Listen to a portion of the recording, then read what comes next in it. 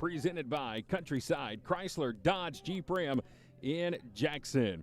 Welcome in to the Advanced Roofing and Interiors broadcast booth, everyone. I'm Chad Feltman coming to you live tonight right behind home plate here at the Jack on the campus of Pike County High School in Zebulon as we get you ready for another exciting night of Pirate baseball. Tonight we're going to welcome in the Knights from Upson-Lee High School here to Zebulon for a showdown against the Pike County Pirates. Joining me this evening on the broadcast, to my left, the man, the one and only, Mr. Chris Childress is in the house. Good evening to you, sir. Hello, man. I've got just a different energy tonight, Chad. Man, when you got Upson-Lee over here, and I'm telling you, this is the only county where you leave Pike County, and as you head to that county, you lose cell service.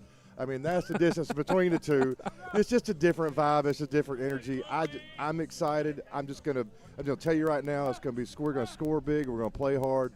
Bring on some Pirates tonight. I love the enthusiasm. Let's see if the third member of the broadcast team can match it. Mr. Greg Parrott is to my right. Good evening to you, sir. Good evening. Glad to be here. A little brisk evening, but that'll put a little pep in our step and a little pep in them boys in the field in their step also. Upson-Lee bringing in a 5-2 record.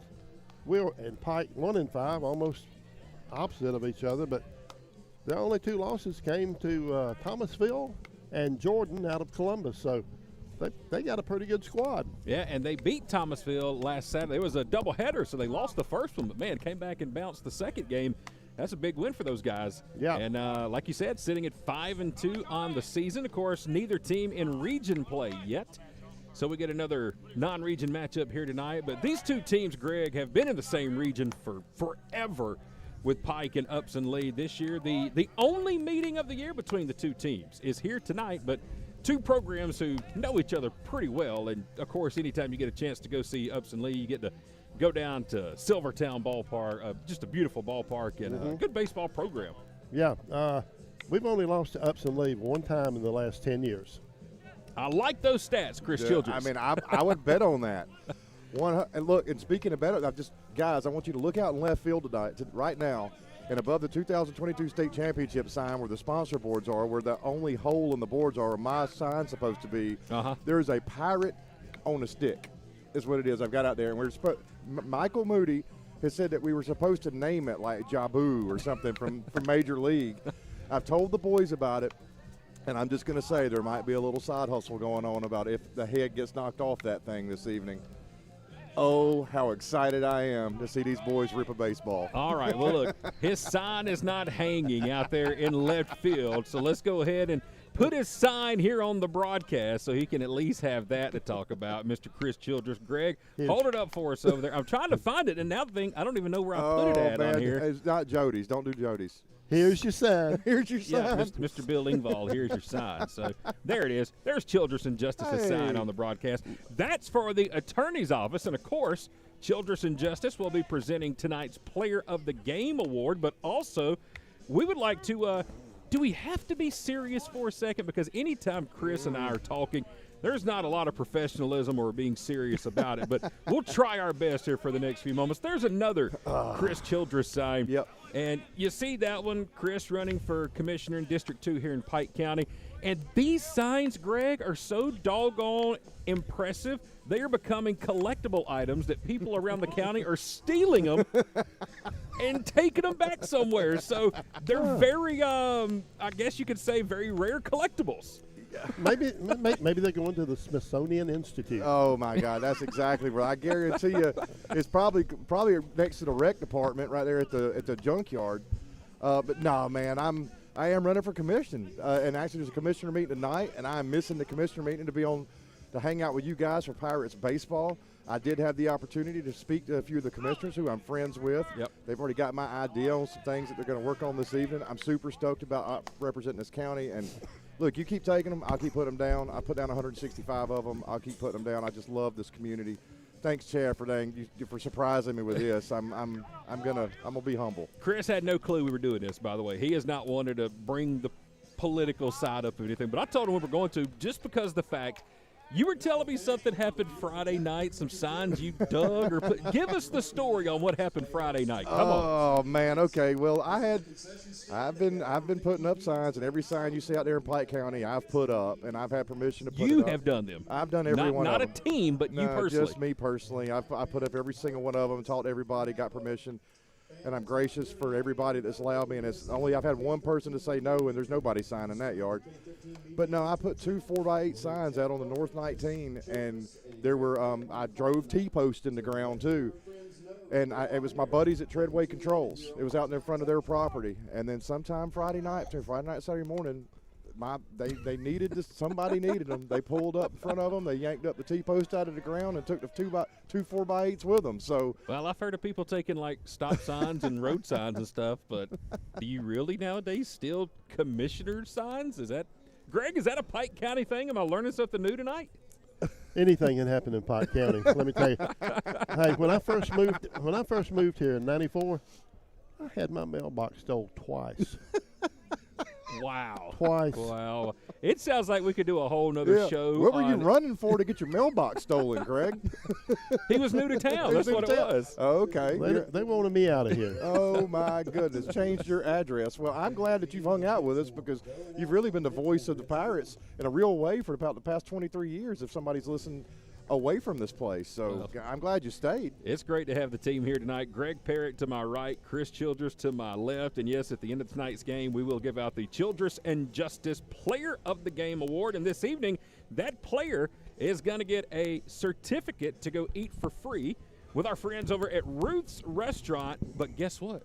They're getting something else. An addition to the Player of the Game Award tonight, on top of free dinner or lunch to Ruth's, they're going to get a free drink from our friends over at Pirate Nutrition. And got to send a big thank you to Beth and the crew at Pirate Nutrition for hopping on board here with us tonight. Take a look at your screen right now.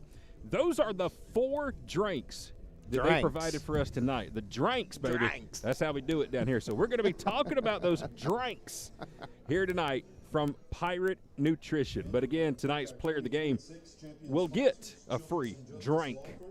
Chad, you know, these are specially made, too. These aren't, I mean, we didn't know what we were getting, and she made them up. She's theme-named them with baseball. Yeah, so I'm excited to share it. We'll be talking about that more throughout the broadcast tonight. We're just getting things started live. We are in Zebulon, Pike County, getting ready to take on the Upson-Lee Knights here this evening. Again, Pike County sitting at 1-5 overall on the season, and Upson-Lee is sitting at 5-2 overall on the season. First meeting of the year, the only meeting of the year between the two teams. We'll take a quick timeout. When we come back, we should be ready for tonight's starting lineups and our pregame ceremonies. We'll bring you tonight's starting lineups and the first pitch live from Zebulon coming up here tonight with K13 Media. Truck Month is back at Countryside Chrysler Dodge Jeep Ram in Jackson. And we're celebrating by offering savings up to $19,000 off the sticker price on select 2026 Ram 1500 models. Qualified buyers can even take advantage of 0% financing for 60 months. Be sure to shop our huge online inventory at countrysideautomotive.com. And let's find your new ride at Countryside. I-75 exit 205 and Highway 16 in Jackson, Georgia. Tonight's coverage of Pirate Baseball is being presented by our good friends at Christ Chapel Community Church here in Zebulon. Big thank you to Pastor Billy Smith and everybody at Christ Chapel for helping us bring you live coverage of Pirate Baseball here this evening. Christ Chapel would like to invite you to service coming up Sunday morning. They've got 3 services for you starting at 8 a.m. at Christ Chapel right here on Highway 19 in Zebulon. All right, let's give you tonight's starting lineups. Chris Childress is standing by with the starting lineups for the Pike County Pirates, and tonight's starting lineup is being presented by Henson's Outdoor Services. Chris Childress, tell us how the Pirates will line it up and come to the plate tonight. All right, here we go. So, of course, got to see it at the top again as we've seen the past since MT came off the top. Walker Stiltner, shortstop. Third base. Third base. He's playing third base tonight. Sliding back over to third. You caught me off guard right off the trip. So that would have to mean that Kobe Ivister's at shortstop. he was going to be way on down in the dang 5-hole. Anyway, we got Walker Stiltner first. Hey, Chris. If you'll just read them the way I wrote them for you. I know, right I here. will. You won't trip yourself up and confuse yourself. Hey, Let's start over. Okay. Here are tonight's Pike County Pirates starting lineup presented by Henson's Outdoor Services. Chris Childress to bring them to you. Walker Stiltner. He's going to lead things off for the Pirates tonight over at third base. Jarrett Morrison, a 2-hole, playing right field. M.T. Moody, 3-hole, left fielder. Cleaning things up is going to be Cooper Brown, and he's going to be camped out over at first base. Gabe Bowden behind the plate, catching for the Pirates. Kobe Ivester, shortstop. And then Zane Garner, second base. 8-hole, Lyric Scott out in center field. And on the mound tonight's camp, and DHing for him is Sawyer Selman. So there you have it. That's tonight's starting lineup for the Pike County Pirates. Now, tonight's starting 9 for the Upson-Lee Knights being presented by Pike Pools. It's going to be Kyle Willis leading off and playing second base. Cameron Murphy will bat second and play center field. Tyler Jordan will catch and bat third. River Bridges will play third and bat fourth. Brandon Kilby will be the DH and bat fifth. Trent Hill will play shortstop and bat sixth. Then the bottom third of your order. The left fielder is Levi Hosman. He will bat seventh. Jaden Wise will pitch. He will bat eighth. And Charlie Basilissi. I hope I'm saying that correctly, Chris. You were supposed to find out for me. Basilissi. Sounds good. Yep. Basilia. Well, there's no A on the end. Oh, I put an A at the end of mine. Did you? Yeah, why not? All right, we'll get Chris to clarify the pronunciation on that. He will bat ninth and play first base. So, pitching tonight for the Pirates. Going to be number 8, Jordan Camp. And, boy, I'm excited to see number 8 back on the bump tonight, Chris. Ooh, man, how exciting that is. I know he went down with a little hammy pull in a preseason game with the Pirates, and when he did, he was clearly dominated. He was our dominant pitcher on the mound for us. The few weeks prior just looked really good. He's really pumping the ball in, working in and out on the plate. Got a really nice curveball to follow that up, and the third pitch is a nice changeup. Jordan Camp has come out of nowhere. This is a kid that was behind the plate for years, but tonight on the mound, and I expect for him to shove a baseball. Well, hopefully the Pirates can hit a lot of good baseballs tonight and snap this 5-game losing streak as the two head coaches are meeting at home plate right now, swapping the lineup cards. Of course, the head coach for the Pirates here this evening, that is Coach Blake Parrott. He will lead the Pirates, who are going to be down the first base line to our right this evening. And leading the Upson-Lee Knights will be Coach Eddie Payton. He is going to be down the third base line here tonight for Upson-Lee. Pike County tonight with the white hats. They've got that reddish-orange tinted jersey on tonight. White pants with the black pinstripes.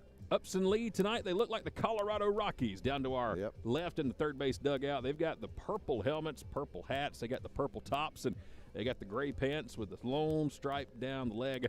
So it kind of looks like the Colorado Rockies here tonight taking on the Pike County Pirates. Is that ZZ Top in the background? It is. Michael Moody's got Sharp-Dressed Man playing. Look at the blue behind the plate. He kind of is vibing with ZZ Top. He's got a long gray beard just down to his belly. I mean, he is looks like he could jam out with us at any moment. Maybe he will. We know your reputation with home plate umpires. I don't know either one of these guys tonight. Do you know him, Greg? No, I figured you did. I really don't know these guys. We'll get to know them by the end of the evening, I'm sure. Figured Chris had lunch with them or something earlier today. We'll have dinner. Of course, we'll have dinner here this evening. So it is a beautiful night, but a very cool night. We are all in our sleeves, toboggans. I've got my gloves. I got a blanket here with me. I think mittens. They're mittens. Whatever. I think Greg's got a blanket over here. He's got a toboggan and some gloves. I've got my trench coat if I need it. Chris has his courtroom attire over here. If Michael Penn was here with us tonight, he'd be in shorts and a T-shirt and be like, it's hot. It's hot. I know he's tuned in right now, so I'm going to I tell you what was hot. What was hot was that enchilada soup that Greg brought. Holy smokes. Our pregame meal tonight came straight from the kitchen of Greg Parrott. Cheesy chicken enchilada soup. And Chris and I devoured it. Greg got back to the table, and he's like, you already ate all that? I was like, not only did we eat it, we turned it up and drank the rest of it. I would have sucked it through a straw, man. We got rid of the spoon and said, the heck with this.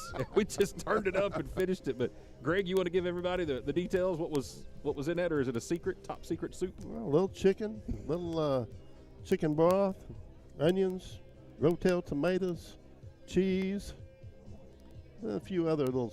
And a kick to it too, right? There was a kick. The jalapenos. It had just enough Jalapeno. kick to open up your sinuses. Not enough where you couldn't enjoy it, but just a good, sniffle or two. So Well, but swamp soup is on the horizon for y'all. Swamp soup. Well, we had the pirate nutrition tonight Yep. and the enchilada soup. I mean, this has been the best pregame so far. I'm just waiting on my hamburgers to come off the grill. So that's Bunless hamburgers. Is Yeah, that I'm what you trying. want? I need just the meat. Lay off the buns here tonight. So Oh, I'll leave that alone. coaches are shaking hands. Lineup cards have been swapped, and now it is time to check in with our PA announcer, Michael Moody, for tonight's pregame ceremonies. Upson-Lee Knights. First off for the Knights, leading off playing second base, number 6, Kyle Willis. Batting second, playing center field, number 11, Cameron Murphy.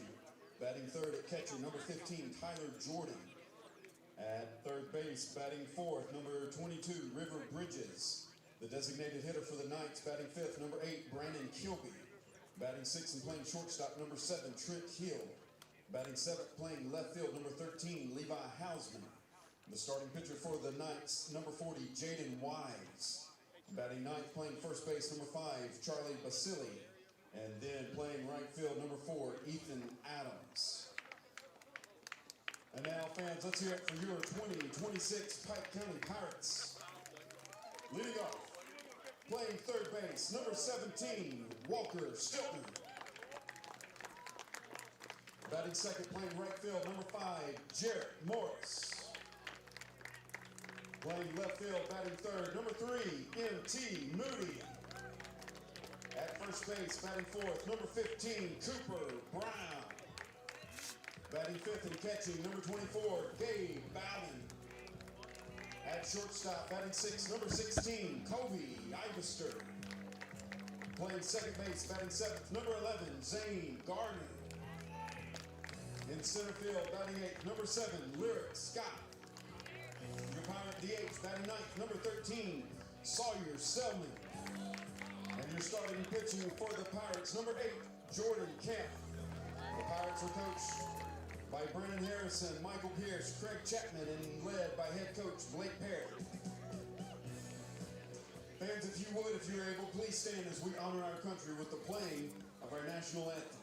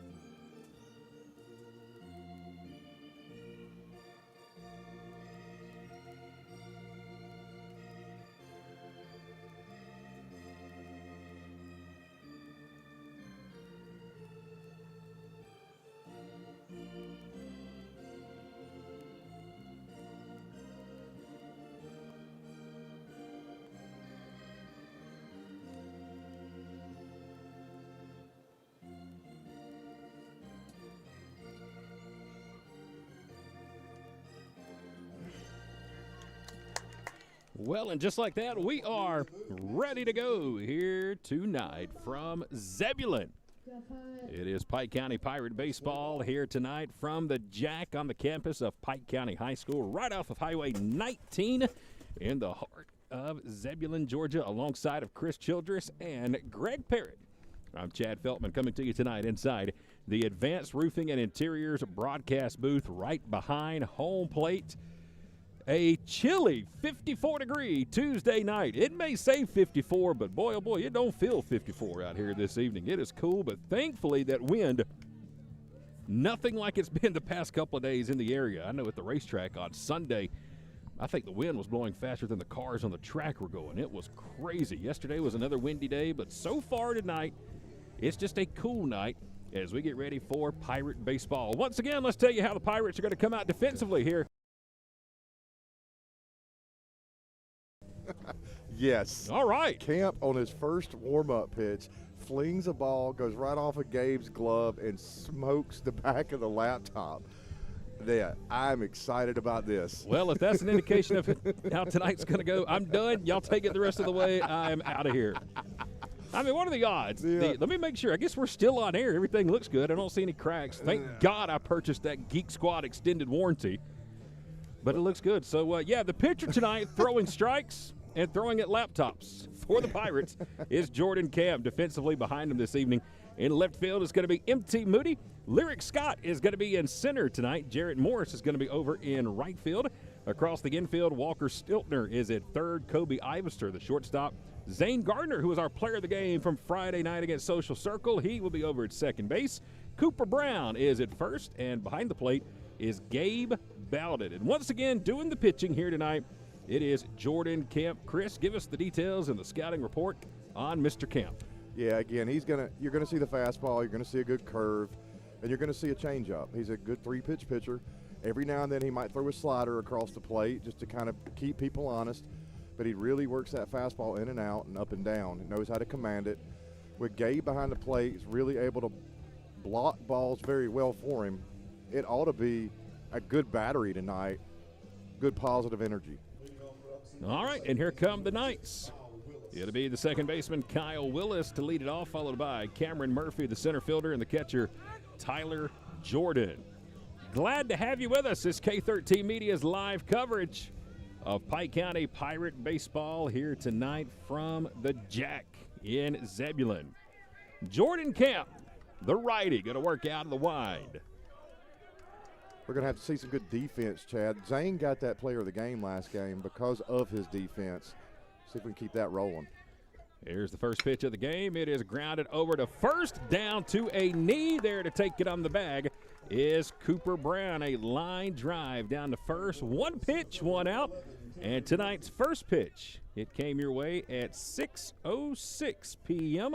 So a little later than our scheduled start time here tonight. And this evening's first pitch was brought to you by Adco Land Management. So one up, one down on one pitch. And it'll bring up the center fielder, Cameron Murphy. We have a leak out in left field. MT Moody just reached down and grabbed me a swig of it. It almost looks like the water fountain at your school where you push the button and they got a little sprinkler coming out. That's what's happening in the left right now. So we have water coming out of the ground in left field. Boy, what a start to tonight. A fastball off the back of the laptop in pregame warm-ups. Water coming out of the ground in left field. And a delay. It looks like, is that Coach Parrott running down there, Greg? Yeah, he's probably going to go down there and cut the whole water system off. Yeah, that's not a bad idea. Well, look at that. That's something new. Yeah, you ever seen anything like that before? It is going to be one of those nights, man, I tell you. It is,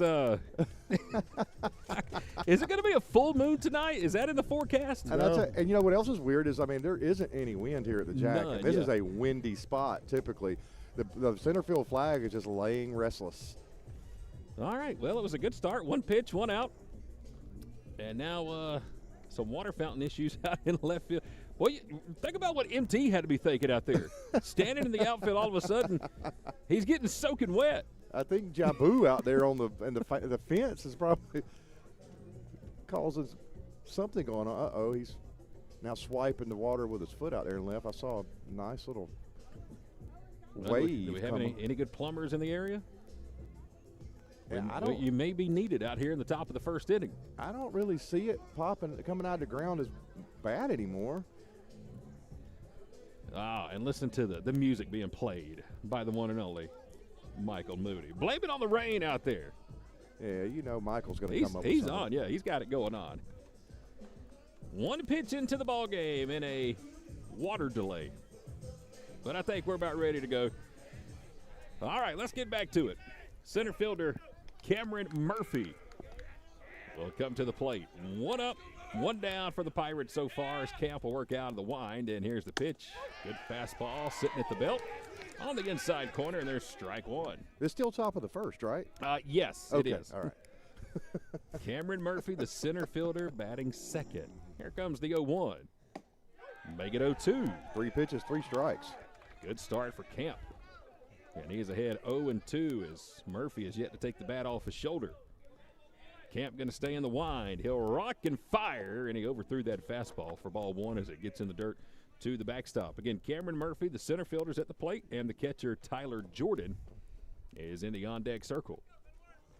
First and only meeting of the year between Pike County and Upson-Lee here tonight. The 1-2 pitch.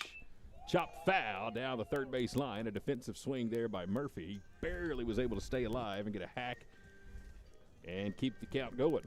That ball, if he hadn't swung, it would have been a strike on the inside corner. He got a piece of it just to stay alive. It was the first time he'd thrown that curveball, and it's a nice, whooping, slow curve. Let's see what he comes with on the 1-2. He went back with a fastball and overthrew it. And it evens the count now, 2 balls and 2 strikes. Upson-Lee 5-2 on the season. Pike County 1-5, trying to stop the 5-game losing streak. Here comes the 2-2 pitch. Swing and a miss. Late swing by Murphy. Camp blew it right by him, and there's the second out here in the top of the first inning. Good fastball from Camp. And it's quickly 2 up, 2 down, and it'll bring up the Upson-Lee catcher, Tyler Jordan. 2 outs, nobody on. Top of the first inning. We're just underway. And Jordan Camp trying to retire the side in order. First pitch on the way. Took some off of that one, and way out front was Tyler Jordan. Swung right through it, and it's 0-1. That was a good changeup right there. I like the pitch selection tonight. They're working really good. Good mixture so far for Camp. He'll bring the 0-1. Fastball hit out toward second on 3 hops. Pretty easy play for Gardner. He's got the glove on the ground. And it's going to be a 1-2-3 inning for Camp and the Pirates in the top of the first inning. No runs, no hits, no errors. Nobody left stranded. Just one water sprinkler delay in left field. But other than that, a clean top of the first for the Pirates. No scores. We get ready to go to the bottom of inning number 1. Truck Month is back at Countryside Chrysler Dodge Jeep Ram in Jackson. And we're celebrating by offering savings up to $19,000 off the sticker price on select 2026 Ram 1500 models. Qualified buyers can even take advantage of 0% financing for 60 months. Be sure to shop our huge online inventory at countrysideautomotive.com. And let's find your new ride at Countryside. I-75, exit 205, and Highway 16 in Jackson, Georgia. Dedication, compassion, and integrity. We've got the experience and expertise. When you need some help and you feel like there's nowhere to go, you can count on us for everything you need to know. The Sellers Law Firm, where clients become family.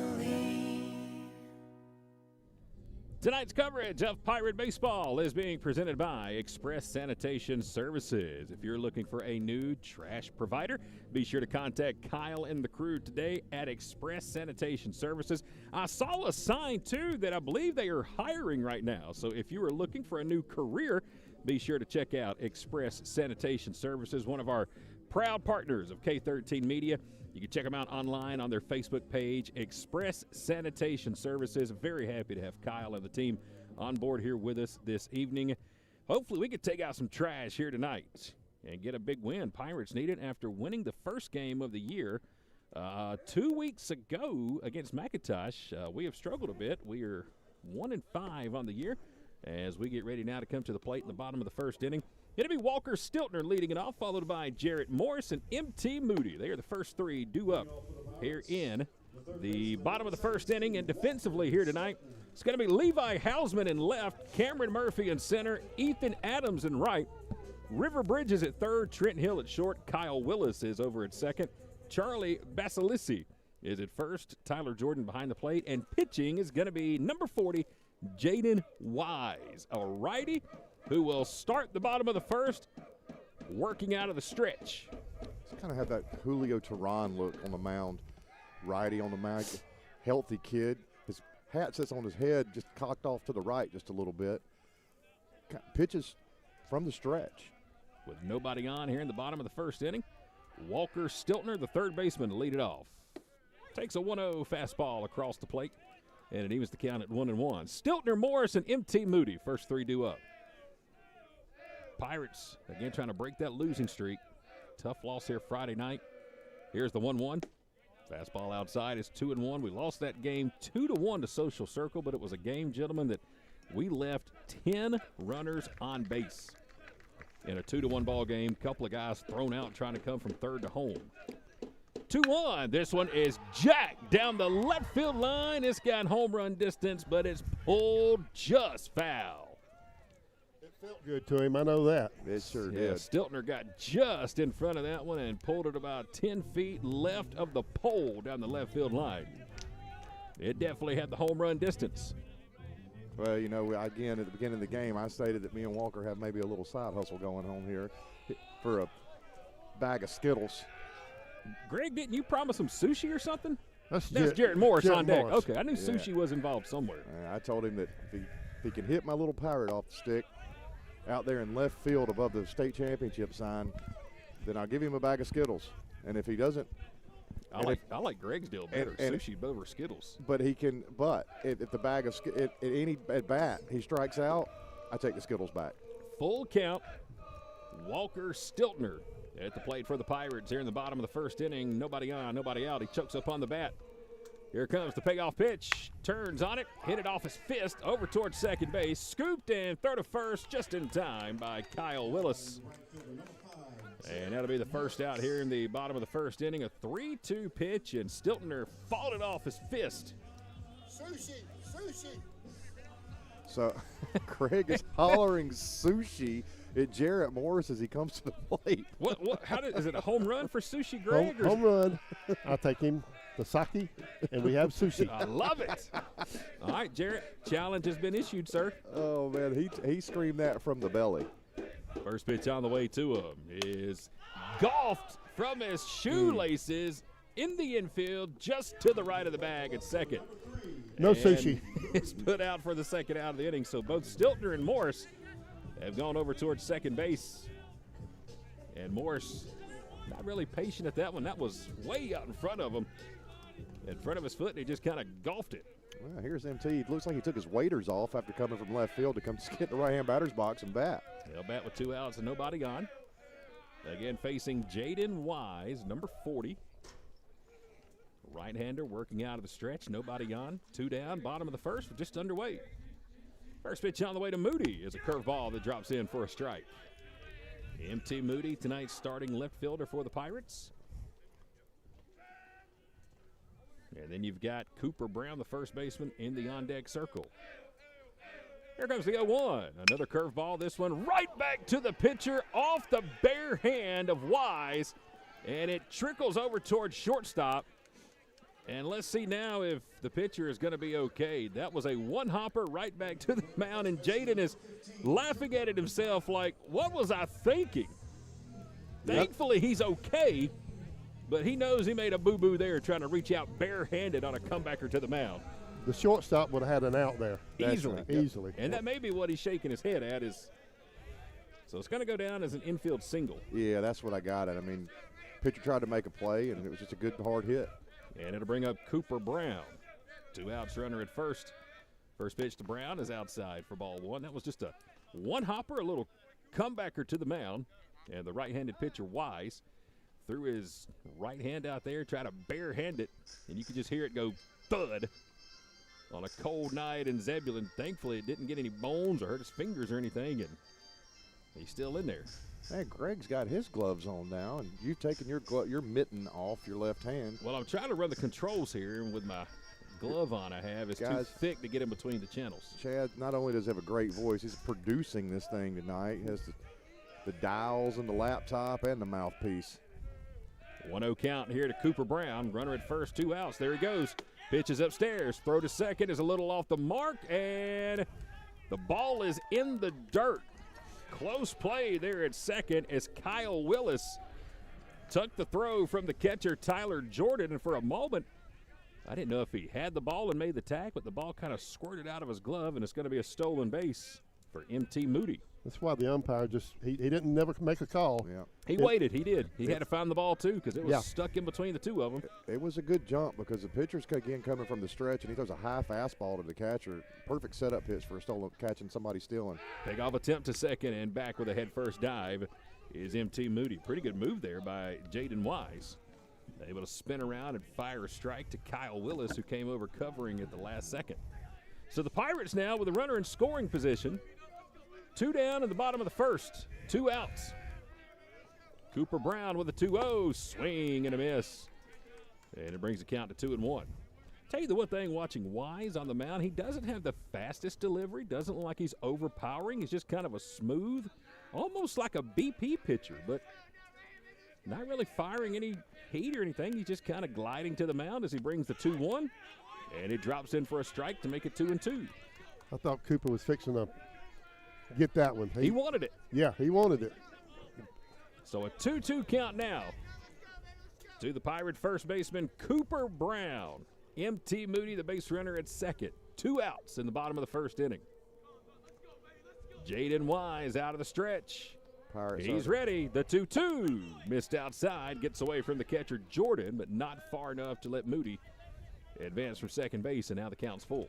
Pirates over there in the first base dugout had their white caps off and holding them out in front of them like they were pedaling and going, whoa, whatever they were saying. I don't know. But, man, here in the first inning, they already have energy. I guess I brought it with me and left it with them. There's energy everywhere tonight. Full count. 3-2. Here it comes. Popped up behind us, out of play. And we'll see another payoff pitch. What a late swing there by Cooper Brown. He just barely got a piece of that, just flung his bat out there trying to stay alive. And he sent it right over the top of the Advanced Roofing and Interiors broadcast booth here behind home plate. So we'll see another 3-2. Wise working out of the stretch. Here it comes. This one swung on, and it's grounded back to the mound. Wise charges, gets it, and throws to first in time. A swinging bunt down the third base line, and the pitcher, Jaden Wise, makes a great play to retire the Pirates in the bottom of the first. 1 hit, no runs, no errors, 1 man left. We are through 1 here tonight in Zebulon. No score as we go to the top of inning number 2. Roofing, gutters, concrete, fencing, siding, and painting. That's just a sample of the services offered by Advanced Roofing and Interiors. Advanced Roofing and Interiors is also a Master Elite certified company. Only 2% of all roofing companies in the U.S. can say that. They also offer the best warranties in the business. 25 years on labor, 50-year manufacturer warranties. If you need work done around your home, office, or church, go with the best.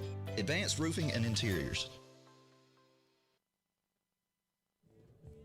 Hey, as we get ready to go to the top of the second inning, one more time, I want to give a big thank you to Beth and the crew over at Pirate Nutrition. Take a look at your screen right there. Those are the 4 drinks they served up for us here today. Oh, you know they're going to be drinks all year, baby. All right, so let's tell you what we got. On the far left, we have the triple play. That's what Greg Parrott's drinking on tonight. Strawberry, blue raspberry, and peach.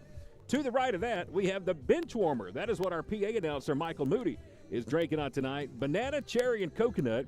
The next drink, that's the green one, That's got green apple and pineapple. That's the one I'm sipping on tonight. And to the far right, that's the one called Gold Glove. Peach, pineapple, pina colada, and lime. Chris Childress is sipping on it. Boys, I don't know about y'all, but mine was good. Yeah, you had the pickle, and, man, you certainly did pull that up the straw very quick. I love how Beth gave us 4 drinks tonight, all baseball themed. The Gold Glove, the pickle, the triple play, and the bench warmer. Greg, how about yours?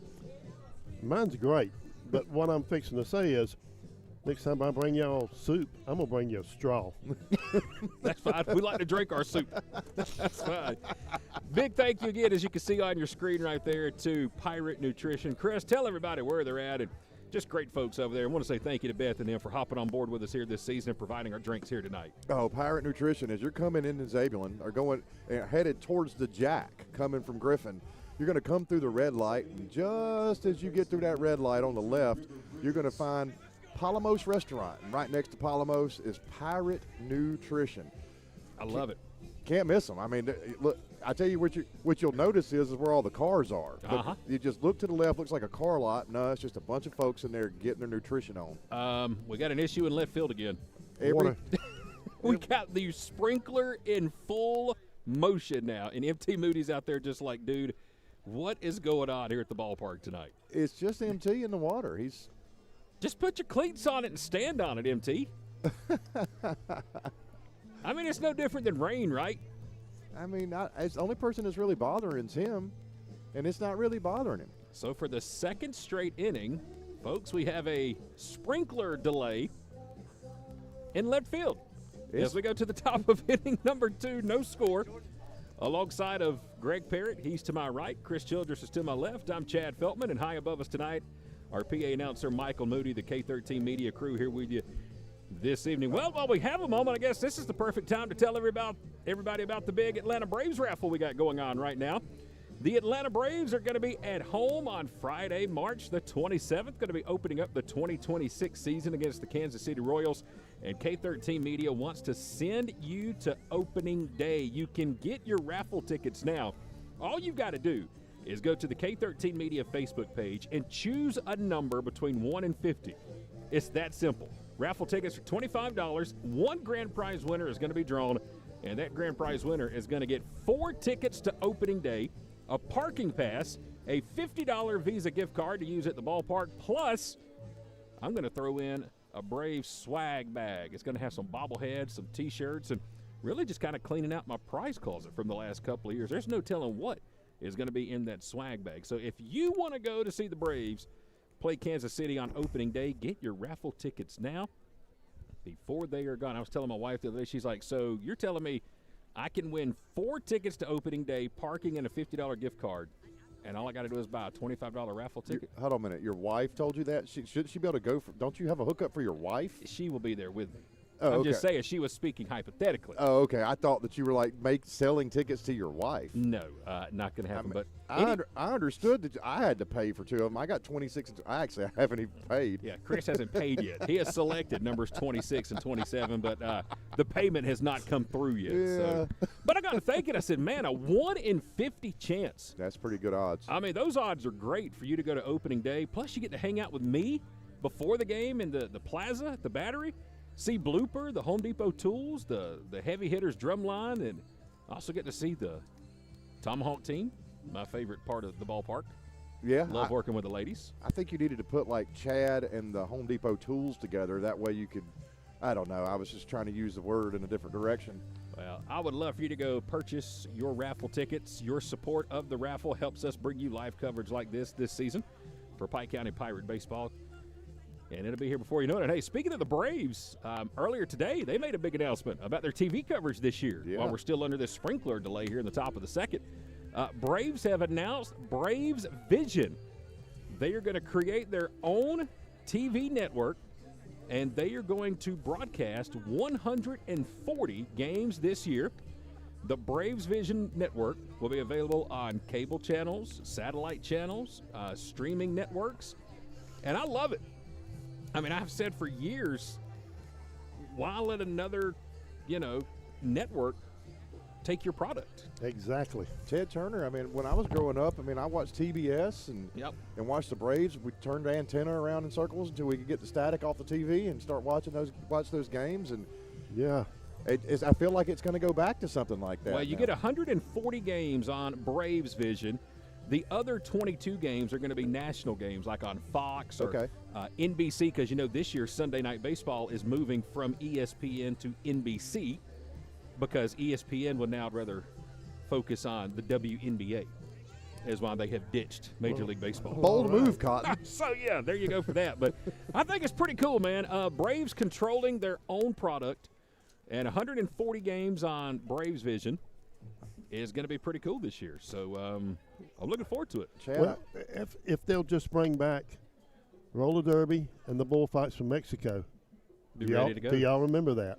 roller derby and the bullfights from Mexico. That was on TBS. Was that was around the same time as your mailbox was being taken?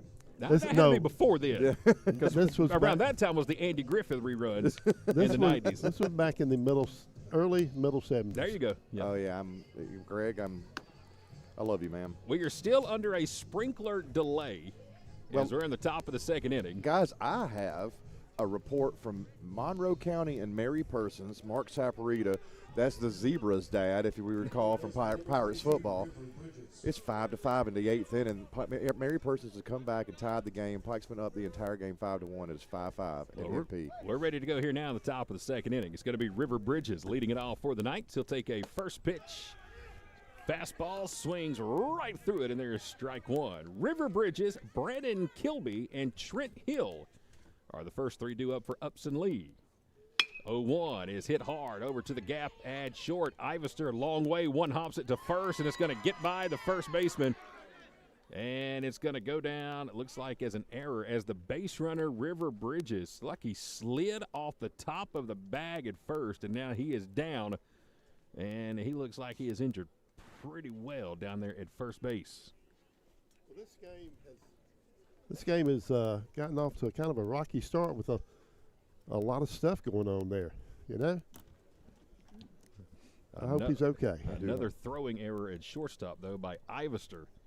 Deep in the hole, he just skipped that one across the diamond, and it went right underneath the glove of Cooper Brown. And at the time the ball was getting to the bag, Bridges, who was the base runner, like he had both feet, like he just slid on ice. And don't know if it just knocked the breath out of him. He is slow to get up, but he is up. He lost his helmet, and now he's gingerly limping back to the bag at first base. Let's hope he is okay. That was a slow roller, and Ivester had plenty of time to make the throw, just threw it low to first. Coach is over there brushing the dirt off of his face. He's a pretty big boy, too. That's a solid wall of a third baseman for Upson-Lee, and standing over at first base with his coach, about as big as his coach is, trying to shake it off. It looks like he may be all right, though, guys. It just looked when he got to that bag at first base like he just slipped right on it, like he was outside running on ice. And I don't know if he came down, and now he's trying to walk it down the first base line there on the paint. I don't think he's going to be able to stay in. He's really walking gingerly on it. We'll keep an eye and see if we have anybody come out of the dugout. So after a sprinkler delay, now an injury delay to start the top of the second inning. I told my wife I was going to be home by about 9 or 9:30 tonight. No, that ain't happening. I don't see that happening. I just know I got to be in Athens by 11 o'clock tomorrow morning for Georgia baseball. So we got to get this thing going. And, yeah, Bridges is going to come out of the game. And he is upset with himself as he slams the batting glove into his helmet. And now he'll walk slowly across the diamond, and a noticeable limp on that right side down around his ankle, and he is coming across the grass. And all right, number 31, Weston Taylor. So Weston Taylor, number 31, is going to come on and run, and we'll see who comes into the game at third base when we get to the bottom of the second inning. So we're at the top of the second, no score, nobody out, runner at first now after the error at short. And it brings up the designated hitter, Brandon Kilby. Kilby is facing Jordan Camp, who retired the Knights 1-2-3 in the top of the first. Number 31 is going to come in and run for Bridges. Snap throw back over that way, and he is back safely. I think Ivester probably on the year has about 13 or 14 errors. He's struggling out there at the middle infield. Yeah, he made a deep play over right behind Stiltner at third base, and he threw probably a 5-foot hopper. This one is popped foul down the left field line and going to get out of the play toward the parking lot. And it'll take 1, 2, 3 hops over by that light pole that got crushed Friday night after our ball game. The bus driver from Social Circle just about knocked the light pole out of the ground. It was a huge impact. After the game Friday night, we're all sitting here packing up gear. The fans are talking with players, taking pictures, and all of a sudden, it just sounded like a bomb went off in the parking lot. Next thing you know, you look up, the light pole's about halfway bent, and the school bus, the whole left front fender is torn up and just kind of stuck. And you know, you got that concrete retaining block right there trying to hold the light post in. It took a big hit as well. That was Social Circle's best hit of the night. This one is ripped to third, is caught. Throw over to first is in time. Heads up play, Walker Stiltner. Line drive at the hot corner, and he fires it over to first to throw out the courtesy runner, Weston Taylor. And with one pitch, the Pirates get 2 outs. Well, that makes up for that error to start the inning. Cleans things up. Now 2 up, 2 down. And now to bring up the shortstop, Trent Hill. He'll take a first pitch outside for ball 1. Lefty is at the plate. Trent Hill, the number 6 spot in the lineup here for Upson-Lee. Heck of a play by Stiltner. Well, they don't call it the hot corner for nothing. This one hit off the end of the bat in between first and second, and it's going to get down for a 2-out single. Right in between Gardner and Brown. And Trent Hill has the first base hit of the ball game tonight for the Knights. A 2-out single to keep the top of the second alive. Well, there's that cool breeze coming across us. Keep it over there with you. Oh, my goodness. I don't want no part of that. I You feel can hear it. it in the mic, though. Oh, yeah. So 2 down, and it's the left fielder, Levi Hosman, at the plate. Another right-handed batter. Trent Hill, the first base runner, barely got back to the bag. Man, I like that move by Jordan Camp. He kind of steps off. His back's to first base, but he kind of stepped off and gave it a little underhanded flip over towards Cooper. First pitch on the way, chop foul down the third base line, right into the Upson-Lee dugout. The Upson-Lee starting pitcher, Jaden Wise, in the on-deck circle. It's like he threw it right out of his pocket. I'm gonna be hung up on that. I want to see that again. 0-1 count to Levi Hausman. Snap throw back to first. This one not as close. And not the same pickoff. Hill is back easily. Runner on first, 2 down to the top of the second. No score. Camp's ready out of the stretch. Here's the pitch. Fouled off the fist. And it'll bring the count to 0-2. Well, there goes my jacket. I'm putting it on top of my jacket. Chris Childress has put the jacket on. Greg Parrott has put the beanie on. We are adding clothes here tonight. Isn't that crazy? Friday night, it was humid and we were sweating. At least I was. Now it's cold. 0-2. Camp trying to get the Knights out in the second. Works out of the stretch. Here comes the pitch. It's upstairs. Throw down to second is off the glove of Zane Garner. Good What throw. a throw by Bowden. Garner tried to apply the tag before he had the ball. And the runner's going to be in safe. Man, if Garner catches that, it's an easy out. Great throw by Bowden. But the ball came off the glove of the second baseman, Zane Gardner. And he keeps the inning alive for at least one more pitch. 1-2 count to Hausman. Here comes the 1-2. Fastball, and he did just that. Wow. Greg Parrott called strikeout. And Jordan Camp, listen, down goes Hausman, and down go the Knights. Here in the top of the second inning, they get a base hit, no runs, 1 error, and 1 man stranded. We go to the bottom of the second inning here in Zebulon. No score as we are early on here at Pike County High School. Top-rate electrical repair and installation can make all the difference in your home or business. That's why you need the best in the business, Enlightening Electric. They're available 24/7, licensed, insured, and bonded, and provide the very best electrical services. See for yourself. Just one click to enlighteningelectric.com will show all the services they offer. Free estimates are also available. Experience and expertise. It's not just electric, it's Enlightening Electric. We're going to the bottom of the second inning here tonight in Zebulon. No score. Pirates and the Knights alongside of Chris Childress, Greg Parrott. I'm Chad Feltman. And hey, speaking of Chris Childress, tonight our Player of the Game award is being presented by Childress and Justice Injury Attorneys. Man, these guys are so good. They don't need a jingle.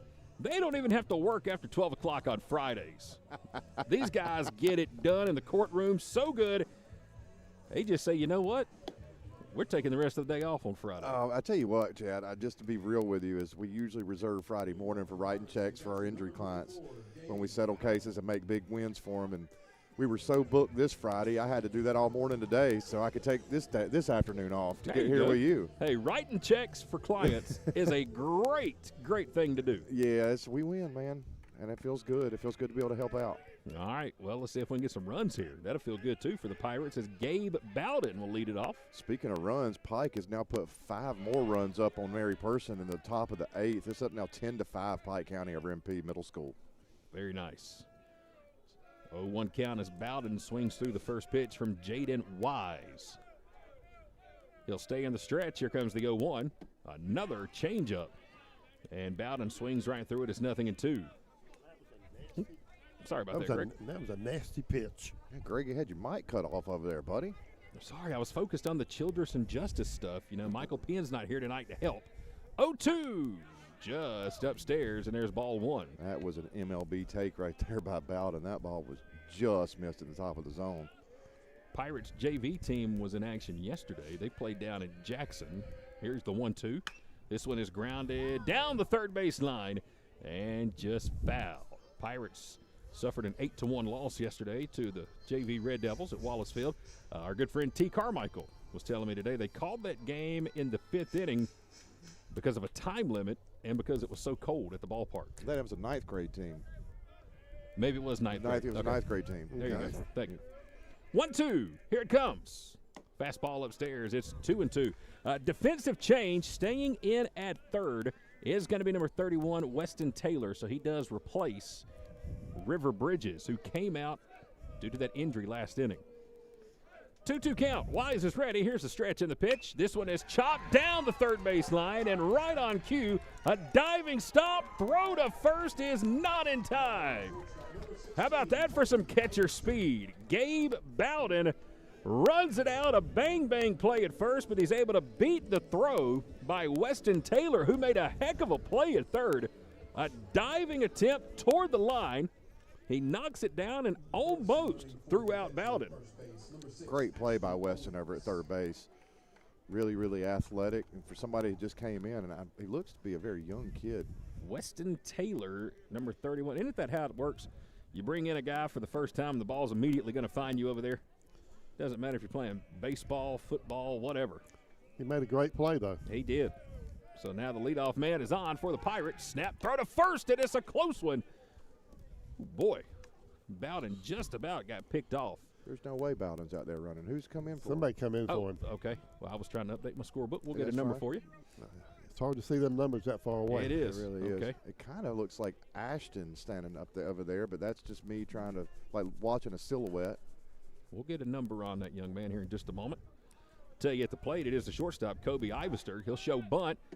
He can't get it down. The ball is right through. Catcher dropped it, and the runner's going to take off from first to second.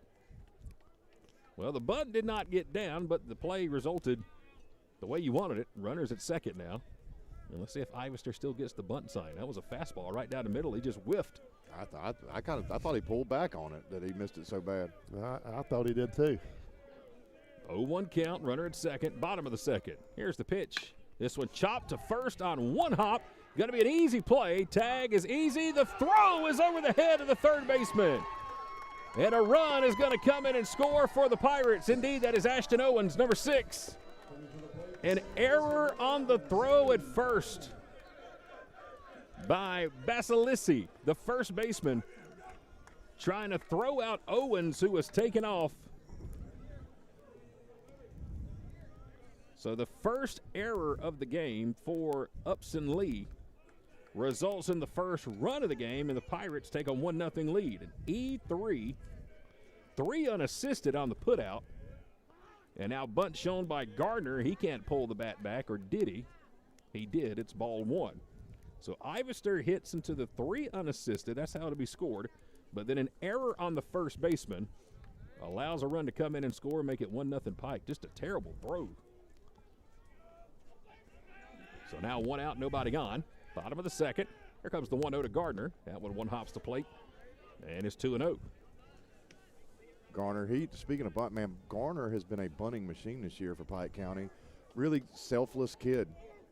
And last game's player of the game. Here goes the 2-0 to him. Popped up first base line.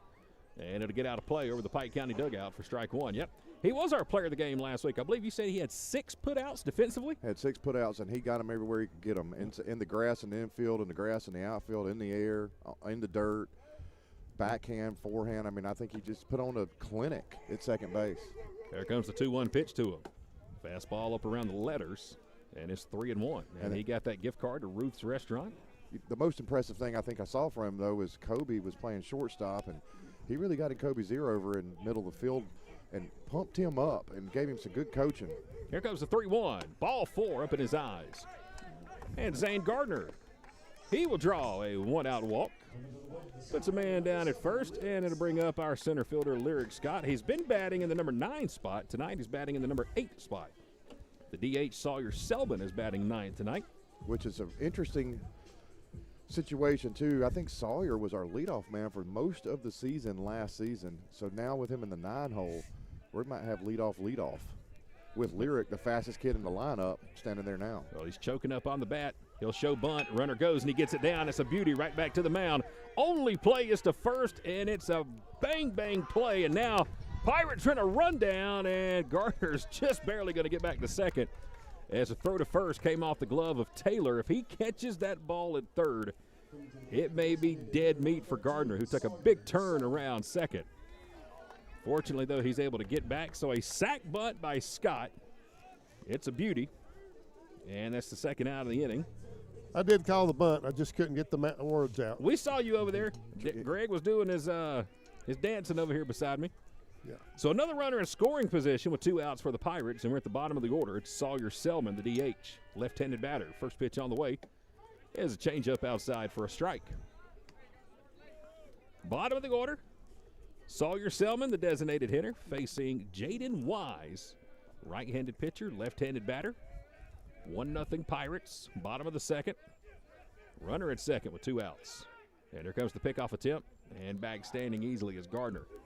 That play takes all day to develop. That pickoff is supposed to work to where the shortstop meets the ball at the bag. The shortstop was already standing on top of the bag waiting on the throw from the pitcher. Somebody from the first base dugout, one of the Pirates, hollered back before the move was even made. I remember when I was playing high school ball many, many years ago for Coach Mickey Moody. Wow. Our pickoff attempt when I was pitching was the catcher would always squeeze his mitt, and when he popped his mitt, that was the cue for the shortstop to get to the bag, and the pitcher would swing around, and Mickey Moody told us, you throw that ball to second base, I don't care if the shortstop's there or not. He better have his butt at the bag catching the baseball. Mickey Moody. He is now coaching at Ola, Yeah. and we're going to see them later this year. Yep. Mickey Moody, I got so many stories about Coach Moody. I think the one thing that really stands out to me about Coach Moody is we have a mound visit here. My freshman year playing baseball at Jackson High School, he would not let us in the dugout or on the field if our cleats were not shined and cleaned before any game. I mean, just discipline like that you don't find in today's game. Little things that people are like, who cares if they're clean? You're going to play baseball. Well, assistant coach Pierce, his first year with the Pirates, I believe they're relative. I think they're cousins, Mickey Moody and Coach Michael Pierce. 0-1 count to Selma. We're ready. Wise with a couple of looks at second. Here's the pitch. It's in the dirt. Gets away from Tyler Jordan, and Gardner is going to advance all the way to third easily. So a wild pitch. We'll put another base runner just 90 feet away. But, of course, Mickey Moody still working with the Hard Knocks program based out of Rock Springs and Milner, the head coach at Ola High School. Mickey's old school. He is. But you know what? I like old school. I do too, Greg. I do too. Discipline is a big part of baseball. Here comes the 2-1. This one's popped up over to the right side. Shallow right field into the grass, and making the catch is going to be the second baseman, Kyle Willis. So he'll put it away. Pirates strand another runner, but we're able to score one on a throwing error. And as we go to the top of the third inning, the Pirates strike first.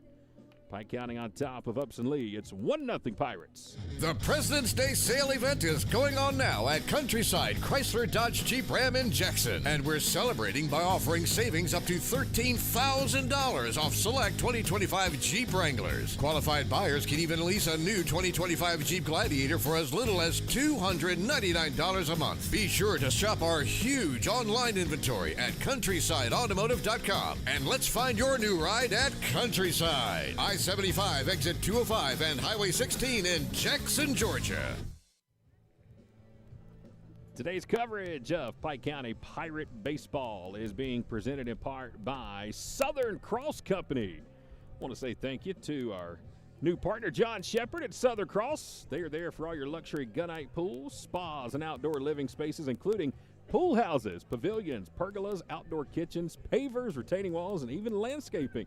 Southern Cross Company is a turnkey company starting with design all the way to completion.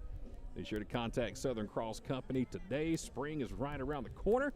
John would love to talk to you about an upcoming project this season. 1-0 Pirates as we go to the top of the third inning alongside of Chris Childress and Greg Parrott. I'm Chad Feltman. We're in the Advanced Roofing and Interiors broadcast booth with Rush playing in the background here on a Tuesday night. I got to give Michael Moody credit, man. He's been on it with the music here this evening. Loving the classic rock sound here tonight. Sounds like the old 96 rock from back in the day. Man, yes, sir. Way back in the day. Number 40, Jaden Wise. Remember the regular guys on 96 Rock. No, that was 99X maybe. I No, don't that, know. no, you're right. It That was 96 Rock. Yep. Southside Steve and Eric and I can't Yep. remember. Larry Wax. Larry Wax. Oh, yeah. Yeah. Old school Atlanta radio there. All right, top of the third inning. Pirates lead 1-0. It'll be the 8-9-1 spot due up here for Upson-Lee. It'll be the Knights pitcher, Jordan Wise, facing the Pirates pitcher. Or excuse me, Jaden Wise facing Jordan Kemp. Here we go. First pitch on the way. This one is smashed out into left field all the way to the fence. It'll two-hop the left field fence. Wise with a big turnaround first. Throw to second is close, but it's just off the mark. What a throw by M.T. Moody. And a great turnaround throw by Ivester at second. We had a shot to throw out Wise, who, well, just being honest, not the swiftest of runners here tonight. But he's able to dive in with a head-first slide, and it's a leadoff double for Upson-Lee. Yeah, that was a no-doubt laser to the left, just to the right side of MT standing out in left field. Sprinkler or not, MT wasn't getting that one. Yeah, and that Wise, he knew when he rounded first, he was going to second regardless. Courtesy runner is Trent Peden. Running for the pitcher at second base is Charlie Basilissi. Is how I'm pronouncing his name at the plate. Number 9 batter. Takes the first pitch fastball up around the belt and on the inside corner for strike one. That's how I believe Michael said it upstairs, and he usually goes and makes sure he enunciates, figures out the phonetics and all the names before he gets on that microphone. So whatever he says, go with that. Well, I'm going with it. Runner at second, nobody out. That's the tying run for the Knights here in the top of the third. Camp's ready out of the stretch. Misses upstairs. And it's 1-1. He had 3 peaks to the runner at second. Again, that is the courtesy runner, Trent Peden, number 1, running for the pitcher. And now we've got a timeout called, and Gabe Bowden, the catcher for the Pirates, has just disappeared into the Pike County dugout. Yeah, he just took I mean, off. on a sprint to the dugout. Yeah, he got up and ran to the dugout. He's disappeared. Coach Parrott's looking back into the dugout, and I don't know what's going on. Like he may have changed his mitt or. Well, okay. Yeah, he's back. And Maybe he just needed a piece of gum or something, or some sunflower seeds. either way, that it is the first 2 innings. We had some I mean, why not? delays. Let's third inning. Let's take the catcher to the dugout for a second. Basilissi, the first baseman, right-handed batter at the plate, tying run at second here in the top of the third. He'll square around now, wants to show bunt. Infield comes crashing in. Camp with a pitch. Now he pulls back. Fastball just about hit him. Throw down to third is going to be in time. He came off the bag, and he's out of there. What a play behind the plate by Bowden. He had to work around the batter at home plate and still threw a strike down to third. And a good tag down there by Stiltner. And that is going to be an out for the Knights. And the courtesy runner, Peden, slid off the bag, and now he is slow to get up. He is down face first on the dirt and now turning over on his side. Wow. And the trainer is coming out to take a look at Trent Peden. Well, Basilissi squared around and showed bunt. First baseman Cooper Brown came crashing in, but then he pulled the bat back. And it's a good thing Stiltner didn't come crashing in from third. He took the throw from Bowden, who had a fight all the way around the batter.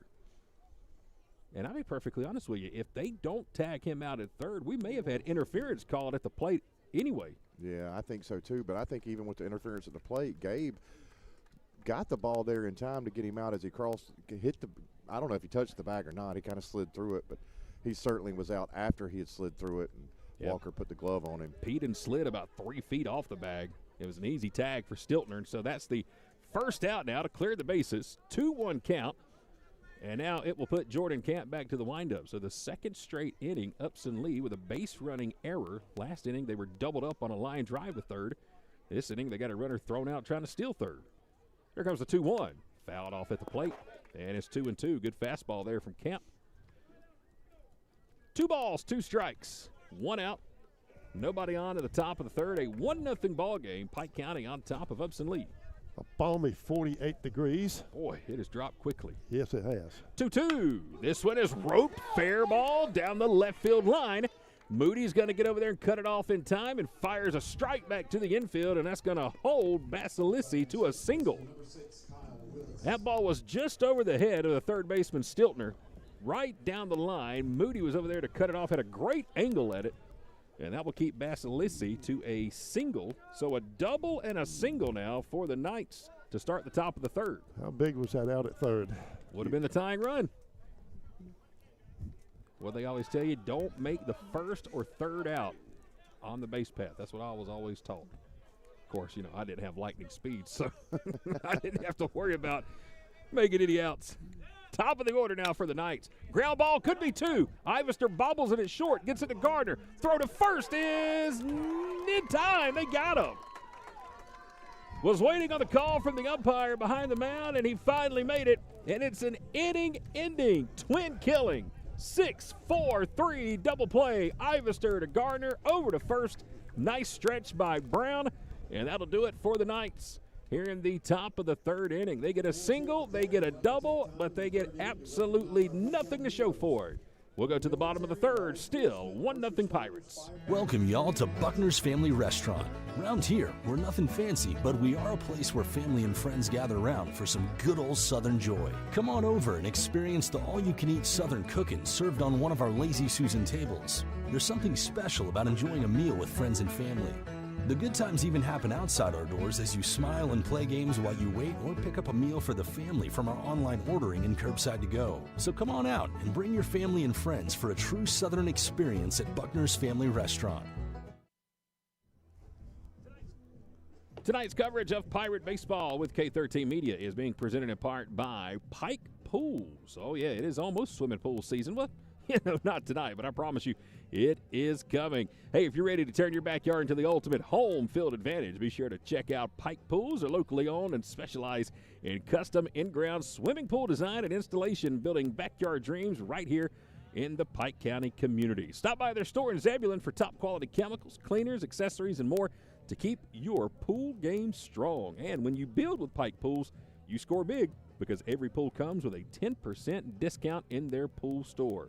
Very happy to have Pike Pools on board with us here in 2026.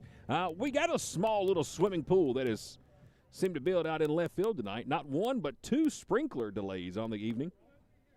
And we've seen some ground crew maintenance out there. We've seen MT Moody soaking wet with the sprinkler turning on and getting them wet. But it looks like we're going to be okay as we lead off the bottom of the third inning. Top of the order here for the Pirates. Walker Stiltner, leadoff man for Pike County, going to lead it off. 1-0 ball game. First pitch on the way to Stiltner. Curveball outside, misses for ball one. Going to be Walker Stiltner, Jarrett Morris, and MT Moody. They are the first three due up. Stiltner grounded out to second base to lead off the bottom of the first inning. Matter of fact, the first two batters went to second base in the first. Here's the 1-0. This one's slow, low, and a ball as it crosses the plate, and it's 2-0. You know, Walker's going to be probably hunting this pitch. 2-0, seen two off-speed pitches. Yep. And he is right on top of the plate, all the way in the back of the batter's box. 2-0. There was the fastball, and there was a strike on the outside corner to bring it to 2-1. He's very patient, very patient. Last time up, he worked a full count. And yep, then grounded out, hit one off his fist over to second base. But right before that, he home run distance out in left field. 2-1's on the way. This time he swings at it, fouls it off down the first base line. Right over the Pirate faithful who are here tonight, even on a cold night at the Jack. They have packed out the home stands in their blankets, jackets, gloves, scarves. Good crowd here with us tonight on a cold Tuesday in Zebulon. Upson-Lee's brought a nice crowd with them as well. Here comes the 2-2.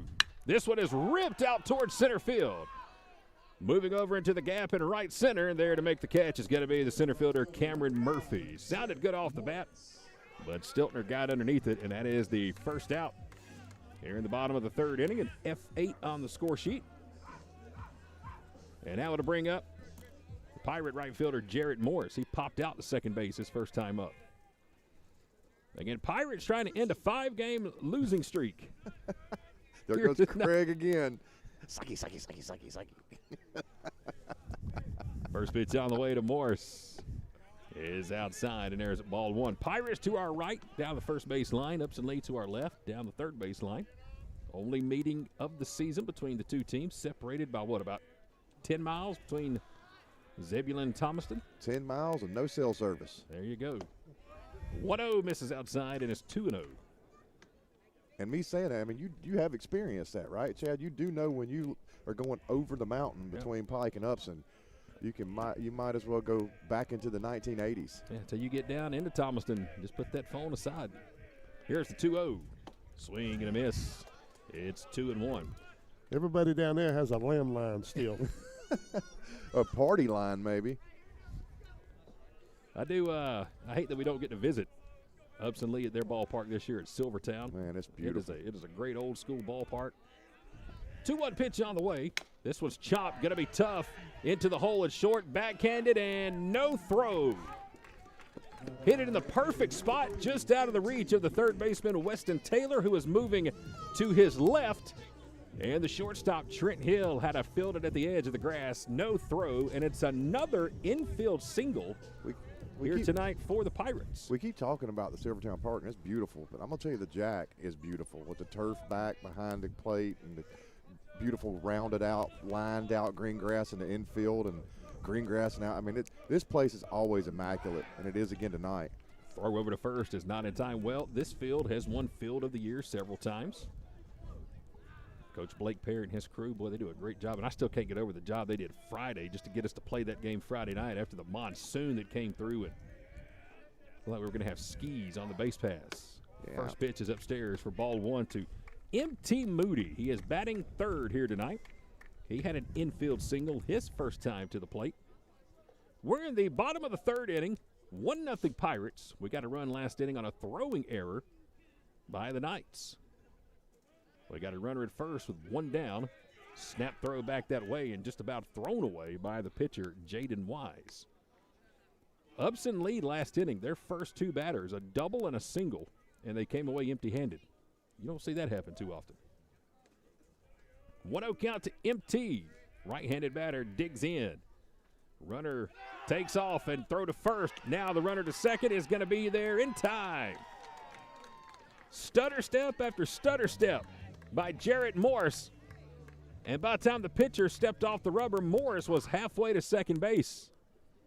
And Wise threw it over to first, and there was no chance to throw out Jarrett at second. So now a runner in scoring position here in the bottom of the third. That is 3 stolen bases in as many innings already for the Pirates. See if MT can square up one right here. Got a big gap on the left side of the infield as the shortstop Trent Hill is holding the runner on at second. And now Wise will step off and look that way. A couple of crooked numbers up there this inning. I'm all for a mercy rule on a cold night like tonight. I'm telling you, Moody shows bunt right back to the mound on 3 hops. Only play is to first, and it's barely in time. A good play by the pitcher, Jaden Wise. That ball hit right in front of home plate and died right at the cutout where the grass meets the dirt. And Wise was able to throw out a very speedy MT Moody. Second sack bunt of the night for the Pirates. And it'll move a runner down to third with 2 outs. And it'll bring up the first baseman, Cooper Brown. Cooper grounded out to the pitcher his first time up. We got to get the ball away from Wise. We've had 4 balls hit to him. This one grounded to third on 3 hops. Should be routine. Throw to first is in time. And indeed, that will do it for the Pirates as Weston Taylor fires a strike across the diamond and retires Pike County in the bottom of the third. We strand yet another runner. We do get an infield single by Morris, but he is left hanging at third, and that'll wrap it up for the third inning. No score for the Pirates in inning number 3, but Pike County holding on to a 1-0 lead here in Zebulon. Some people just prefer a pre-owned vehicle over a new vehicle, and that's perfectly fine with us at the Countryside Pre-Owned Supercenter in downtown Jackson. Cars, trucks, vans, Jeeps, SUVs, we've got them. Financing or cash cars. Sometimes we've even got campers, boats, jet skis, and motorcycles. If pre-owned is your thing, then stop by and see us Monday through Saturday at the Countryside Pre-Owned Supercenter, located next to Piggly Wiggly in downtown Jackson.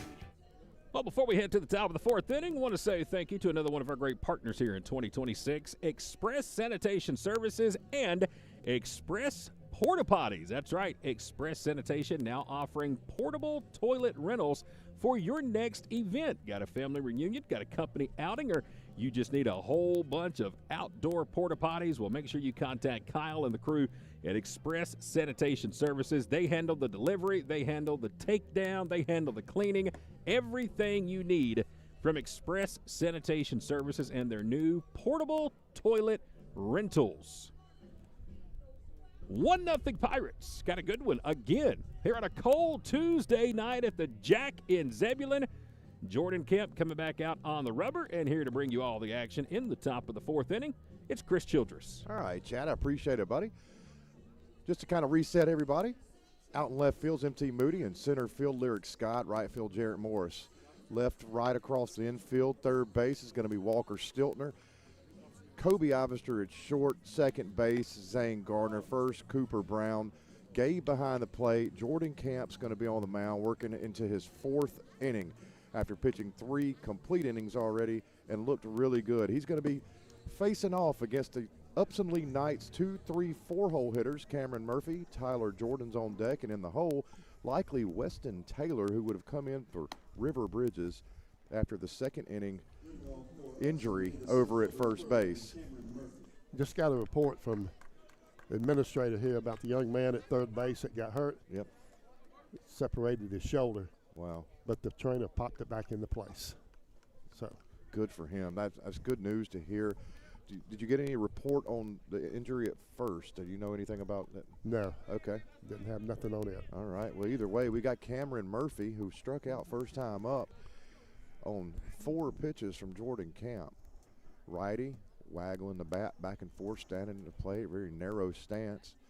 Sees a pitch, and it's a swinging bunt. Nope, it fouled right off his front foot down to third base line, and he's going to hobble back around behind the blue, the ZZ Top blue. Let's give you an update real quick, too, Chris. That injured player was Trent Peden. That was the young man trying to steal third, who Greg was just talking about. And the third baseman, River Bridges. He was the young man who came out earlier in the ballgame. So 2 injuries tonight for Upson-Lee. And River Bridges, whoever came, Weston Taylor came from him, we should see him in the third spot here this inning. Is Jordan Camp and Gabe Bowden kind of come together and can't really put the pitches together. Jordan backs off, rolls his finger around, say, give me the signs one more time. And now he's telling Gabe Bowden to come out to the pitcher's mound so they can have a talk about what's going on. Well, here we are, another little, this time, not so much of a delay as we've had in the first 3 innings. With first inning, we had a water sprinkler out in left field come on. It looked like a water fountain that you would see in your school hall. Second inning, same spot, a little bit more pressure. Third inning, Gabe ran to the dugout. In fourth inning, meets up with Camp, gets the pitches straight, and catches a fastball right down the middle for no balls and 2 strikes. Jordan has been a machine out there so far, just really working the pitches well. He throws a nice curveball off speed. It goes over to Walker Stiltner. Walker Stiltner comes up on the line, throws it across the diamond, a dart to Cooper Brown for the out. I love watching Stiltner. He's so smooth over there on the corner. And that was a tricky play, too. He came in and backhanded that ball right on top of the paint. He could have let it go foul in front of the bag, but took it instead. Now the catcher, Tyler Jordan, comes to the plate. He's going to see one just inside. It's going to back him out of the box just a hair. Tyler, healthy-looking kid, very athletic, comes in a stance for the bat, kind of just sits directly off the top of his head and a perpendicular off the helmet, and he looks at a strike just off the plate. Jordan Camp, standing tall on the mound, comes from the wind-up and delivers, throws a ball right in the exact same spot, fastball, 1 ball, 2 strikes to Tyler Jordan, the 3-hole hitter for the Upson-Lee Knights. Last time Tyler was up, he hit the ball to Zane for a 4-3 putout to end the first inning. And, man, Jordan breaks that ball off with some off speed and catches number 15, Tyler Jordan, way out on his front foot, strikes him out swinging. That ball come in there, and about 56 feet, it just dropped off the table. It was a beautiful pitch by Camp. Weston Taylor is going to come to the plate. Now, first time up after replacing River Bridges. And that ball is just inside from Camp. Weston hardly moved, took the pitch, watched it come right over his right thigh for ball number 1. Camp's got a nice tempo going as he flings a fastball right down the middle. Weston fills it straight back into the net for strike 1. 1 ball, 1 strike, 2 outs. It is the top of the 4th inning. Pike's up 1-0 after putting an unearned run on the board in the bottom of the 2nd. Been a good game. Ball is just low to 31, Weston Taylor. Wow. The hits have been to a minimum tonight, three each. So it's a good pitching duel out there tonight. It just feels like that this game is going to open up as Weston Taylor fouls another one. This time, right, I don't know if it hit the net and came back in or no, it might have gone right over the back of the bleachers on the first base side.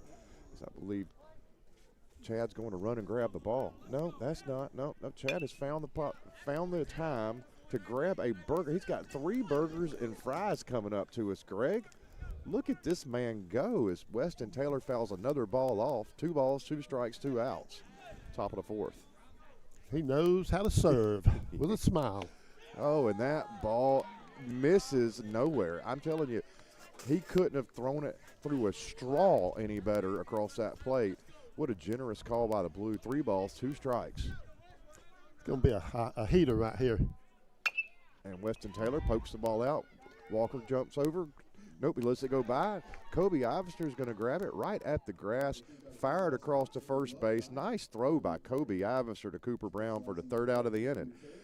Moving to the bottom of the 4th, Pike up 1-0. Ever thought the day would come where you could apply for a mortgage from the comfort of your living room or home office? In as little as 20 minutes, you can apply online with our new online mortgage center. So visit our website and apply today. We're an equal housing lender. First Bank of Pike. Together we grow. Member FDIC. Online at firstbankofpike.com. Tonight's coverage of Pike County Pirate Baseball being presented in part by ADCO Landscape Management. Big shout out to Stephen Vassell and ADCO. Hey, your yard doesn't have to be a chore. From cleanouts to full transformations, commercial or residential, ADCO Landscape Management will make your lawn the best in the neighborhood. They'll make it look as good as the Jack. That's the folks at ADCO Landscape Management. Give them a call today. Check them out on Facebook. And make sure that your yard is not a chore this spring. Chris, they got us tuned in inside the concession stand here tonight. So big shout out to all the parents working tonight. We got some cheeseburgers and fries here. They got us turned up and tuned in. So big shout out to the folks working the concessions. I know they're warm in there tonight. I'm a little jealous. I saw you over at the window and you opened it up and you could just see the warmth come across you from from the concession stand. As you came out with 2 burgers and fries for you and a burger and fries for Greg, and I'm just going to sit over here and just be hungry. I guess one of those is supposed to be for you, but it's kind of hard to eat and talk, which is why I went and got it exactly when I did. Yeah, perfect timing. I pulled a Michael Moody. Gabe Bowden fouls the first pitch off Wise over into the third base dugout, 0-1. And now he's going to knock one out in short center field, and that ball was tailing back towards the second baseman as he comes across behind the bag. As the second baseman worked his way in the grass across towards second, the ball was tailing back towards first, and he just overran it. Misses it completely, just a whiff with his leather, and the ball's going to gracefully drop down into the grass out behind second base for a base hit. Gabe Bowden grabs his second hit. What's known as a Texas leaguer. The Texas leaguer. So we should have Ashton Owens back out running at first base for Gabe as the righty Kobe Ivester, who made the final out of the last inning for the Pirates. Black helmet, red top, pinstripe pants, nice black New Balance cleats. Those are the team-issued New Balance cleats. Wise from the stretch. He looks over to third, and there goes the runner. Ball's slung down out to center field. Ashton did not even slide. He just kept running. And the ball hits him in the back as he slides into third base. So it takes give him 2 stolen bases on that. I mean, I don't even think he was going to stop if it was a good throw. Went from first to third as if it was a hit and run. Well, we'll take it. All we need now is a ball hit to the right side or a fly ball. Get him in here. Wild pitch, a base hit, ball, whatever. Yeah, but Kobe Ivers is in a really good position now to do some damage at the plate and put the second run on the board for the Pike County Pirates. As he watches a strike on the outside corner. Kobe really just leaned over the plate and looked at that ball go right by. I would just like to go on record and say the French fries are hot and delicious, and they may not make it to you. Oh, that's okay. Thank you. Thank you very much. As Kobe, this time a curveball comes across the plate, misses just low. Kobe looks back at Coach Parrott, tries to grab a sign, steps back into the box. Coach Parrott's over at third, directing traffic, has Ashton Owens right in front of him, coming down the line in foul territory.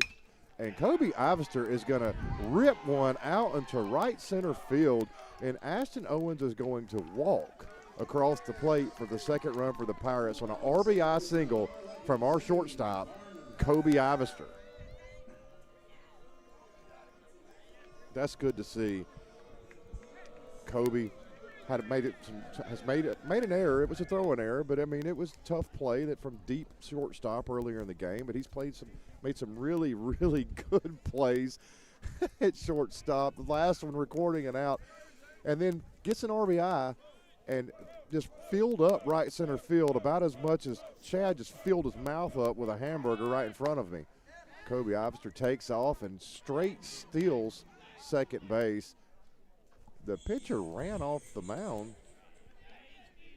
He just ran off the mound and headed towards like it was going to be the final out of the inning if that were to be an out.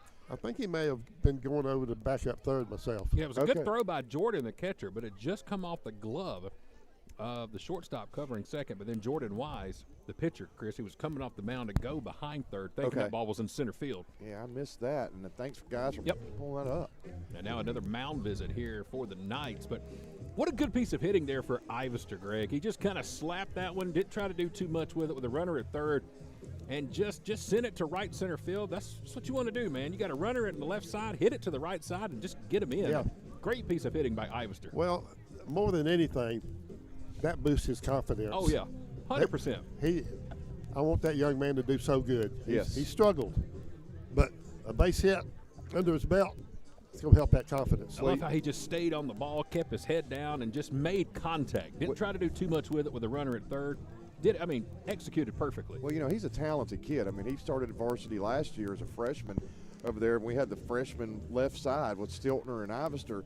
So, and his talent is for a kid to make so many errors as he has at the beginning of the season, and Coach Parrott to continue just to rely and trust and believe in him over on the left-hand side of the field tells you how special that kid is. And when he gets it going, he's one of the most electric players on this team, and he's going to get the RBI here this inning and stand over at second base after swiping a straight steal over at that bag. Now coming up, the impressive Zane Garner. Walked last time up, made it all the way over to third base after a wild pitch. Left stranded at third, and Wise doesn't see what's going on. He's trying to communicate with his catcher, steps off, comes right back, reset, looks down over his left shoulder, right through the catcher, grabs a sign and comes set. Zane shows bunt and punts the ball perfectly down the third baseline. Weston Taylor at third base comes flying into the grass, and as he's picking the ball up off the grass, Jaden Wise is picking himself up off the grass as he slipped off the mound and landed on the ground. So that is going to go down as a bunt single for Zane Garner. Pirates now looking first and third with Lyric Scott, the 8-hole hitter, center fielder for Pirates, coming to the plate. That is the fourth infield single of the night for Pike County. So we've got Ivester at third, and we've got another a squeeze, and coming home on the squeeze is Kobe Ivester, and it's a bang-bang play from third to first off the bunt. It's down the third baseline. give a sack bunt RBI to Lyric Scott. What a good job. This short ball game. You can really rattle a team by getting the short ball down. Second time tonight, Lyric Scott has put down a perfect sack bunt. That one on a suicide squeeze to help the Pirates take a 3-0 lead. Man, that's going to put Garner at second now, and it's going to have the lefty Sawyer Selman come to the plate as Wise steps off the back of the mound and pushes Zane back towards the bag. Selman, first time up, flied out to the second baseman. He was the third out of the second inning for the Pirates as he watches the ball dive down across the backside of the plate for ball number 1. So first inning, Pirates bring up 4 batters. Second inning, 5 batters, and the Pirates score in the top of that second inning by Ashton Owens. The third inning, the Pirates bring up 5 batters. And here in the fourth inning, we're at the 5th batter for the Pirates, and the Pirates have scored by Ashton Owens here in the top. So far, we've got about mirror baseball on the scorebook. 1 away now. Bottom of the 4th inning, 2-0 Pirates. We may get another bunt right here. It wouldn't surprise me. Push it toward third. Well, we've seen the pitcher fall off the mound once on the third base, and this time, however, that ball nails Sawyer Selman and also drills the catcher. 2 birds, 1 stone. As Sawyer Selman's going to land at first, Zane Garner at second, and we're back at the top with Walker Stiltner. This is that big inning Greg was asking for a couple of innings ago. It's 3-0 Pirates. We've got him at first and second, 1 out. And top of the order here for Stiltner, who just barely missed a leadoff home run in the bottom of the first inning. Yeah, he certainly did. He drilled that ball over just foul and then wound up pushing it off to the right to the second baseman. And the second time up, he had a nice barrel out to right center. Really couldn't ask for a better true hitter to come to the plate and lead off for the Pirates as he has Garner at second. Over at first, Sawyer Selman. He sees a ball, 1-0 now, with 1 away here in the bottom of the 4th. Stiltner stands right on top of the plate. I mean, he's got the middle of his foot back in the box. The rest of it's about as close to the plate as he get, and he hits a ball way high, super high out the center field, and it's going to not be deep enough to bring a tag on, and ball's thrown over the top of the third baseman from the center fielder, but doesn't really do any damage. So 2 outs now after the F8 in your scorebook. Going to leave Zane at second, leave Sawyer at first, and now up the 2-hole hitter for the Pirates, right fielder Jarrett Morris. Second straight at bat, Stiltner has sent one out to center field. He's really barreling the ball tonight. Had some really good balls, but at him balls. He's hit them right at him. Morris comes in, the right hand, strong righty for the Pirates, and he swings just over the top of an off-speed pitch from Wise. No balls, 1 strike, 2 outs here in the bottom of the 4th. Ashton Owens has scored both runs tonight for the Pirates, 1 in the second, 1 in the 4th. Wise comes set, looks back at second, looks back at home, twists around the other way back to second. Shortstop was standing there, and so was Zane. They were just kind of hanging out. The ball came in, and just to finish off a play. All right, you got to help me on my scoring here. I'm showing 3-0 on my book. Scoreboard showing 2. We've got 2 runs this inning, right? The RBI single by Ivester, and then squeeze bunt, so it should be 3. I've got 3 as well. I didn't count mine either. So it is 3-0. So between the 3 of us, we're going to get this thing right. Tell you, that's just multi-talented. Eating a cheeseburger and fries and keeping the book. So the one ball, 1 strike, 2 outs, first and second. Ball comes in, and Jarrett Morris is going to drill a ball out to right field, and that ball is tailing to the right again and tailed right off the bottom of the glove. One's going to score, and then come flying into the plate, standing up. 2 runs are going to score, and Jarrett Morris is going to stand at third with a 2 RBI triple. That ball was tailing. It was, but it was playable. Yeah. That's the thing about it. The right fielder, Ethan Adams, he had it played perfectly. He just missed it off his glove in right field. And 2 runs coming to score, so an E9 out and right. I don't think he touched it. He though. did. It did. It hit right off his glove. It touched his glove. Okay. He had it about chest high, and it hit right off his glove. Man, I was trying to give Jared a couple RBIs on that. Let me scratch those out of my book, man. Sorry, man. Well, either way, 2 runs do score though. Yeah, if I tell you, if you look at the board, it should be 5-0. You're right. Should be. But the board's going to say 4-0. Between Sawyer Selman's dad, Michael Selman, and Michael Moody upstairs, they're figured out they got it at 4. We've got it at 5. And MT Moody's going to come to the plate as he looks at strike number 1 with Jarrett Moore standing at third. Ball's just inside to MT. MT throws his left hand up back towards Jarrett at third, telling him to hold tight as the ball trickles off to the right side and up the first baseline. So here we are, 1 ball, 1 strike, 2 outs. Wise comes set. MT Moody, the 3-hole hitter for the Pirates. And that ball is a strike on the inside corner. Greg, I think that ball started off the inside of the plate and came across the plate, maybe. It was a nice pitch. Yeah. Strike all the way. And you're sitting right, Greg Parrott's sitting right behind the plate, so he's going to have a good call. As another ball comes in, probably the same bend on that ball from in across the plate, but this time it missed up. 2 balls, 2 strikes, 2 outs here in the bottom of the 4th.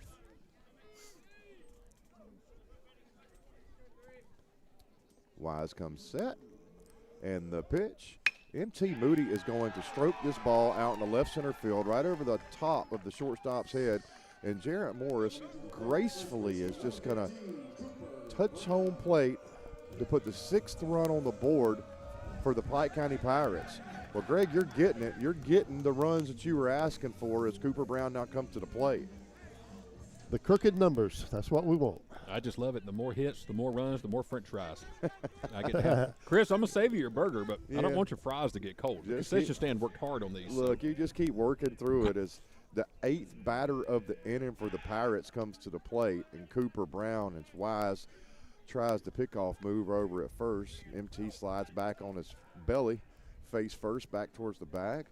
He now edges back off the bag as Wise comes set again. Cooper stands tall in the right-hand batter's box. Almost has that Olsen-type stance from the right side of the plate. Obviously, Olsen's lefty. Where he kind of just holds the bat up real high, straight up, not crooked or anything, just straight up and down. Yeah. Another attempt over at first base and nothing doing as Cooper stands in there and waits for the pitch. Cooper's hit the ball to first. He's hit the ball to third. Both times ended up into a 1-3 and a 5-3 put out. As Cooper's going to look at a high strike, strike number 1. Cooper represents the 9th hitter of the inning for the Pirates. Wow. Yeah, there we go. Wise tries yet again to throw the ball back, and I don't know if he's doing it just to kind of keep him at first or he just likes to pick people off. It doesn't work as he's now no balls, 1 strike, 2 outs to Cooper. He even looks back and gives MT a good look as he comes set. MT takes off, balls up, fired to second base, and beats MT by 4 steps, it feels like, to end the inning. Well, after 4, Pirates are going to be up 6-0. Pirates are going to get several hits. I believe they pulled 4 in, 5 hits. Coming to the top of the 5th, Pirates up 5-0 or 6-0. Top-rate electrical repair and installation can make all the difference in your home or business. That's why you need the best in the business, Enlightening Electric. They're available 24/7, licensed, insured, and bonded, and provide the very best electrical services. See for yourself. Just 1 click to enlighteningelectric.com will show all the services they offer. Free estimates are also available. Experience and expertise. It's not just electric, it's Enlightening Electric. Hey fans, don't forget, after the game tonight, we will give out the award for our Childress and Justice Player of the Game, presented by Childress and Justice Injury Attorneys right here in Zebulon.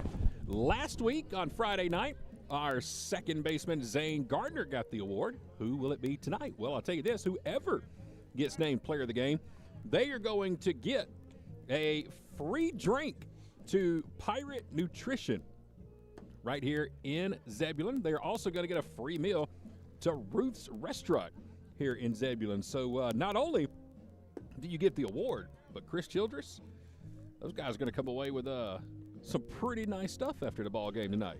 Yeah, they are.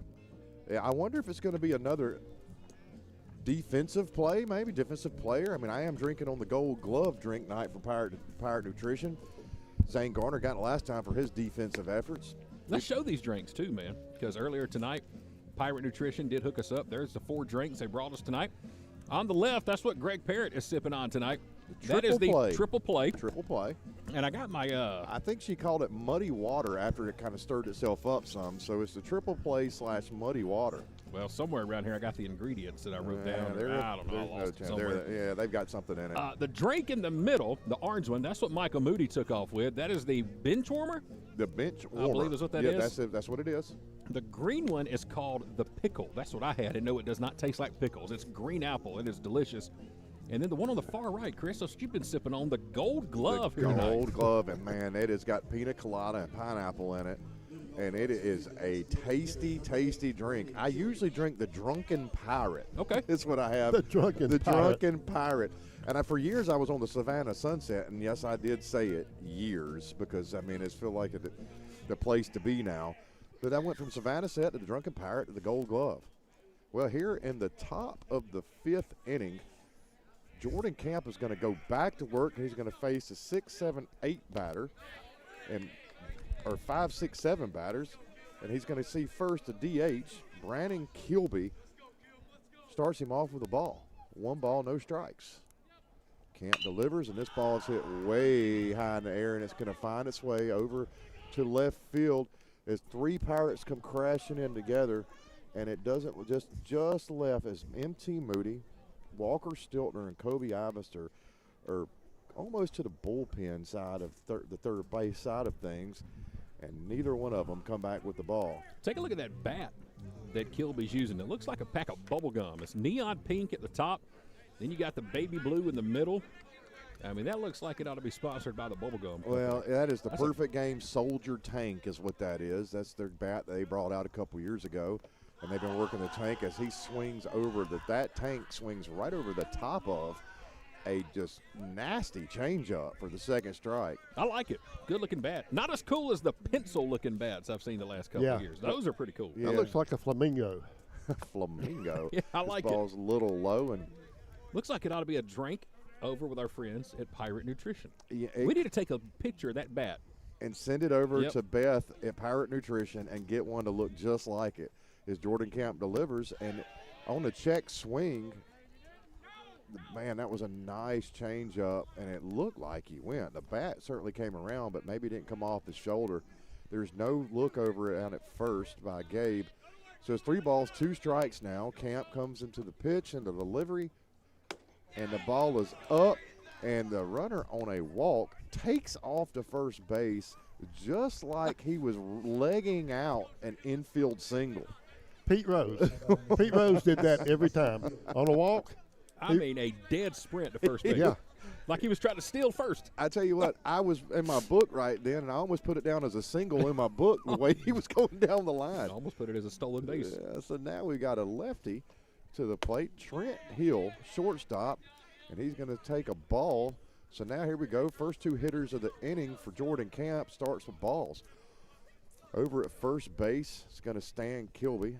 At the plate, the lefty, Trent Hill. Trent's got a single today. He's singled out to right field. 2 balls, no strikes. What worries me right here is Camp had a lot of time in 30 minutes. Yeah.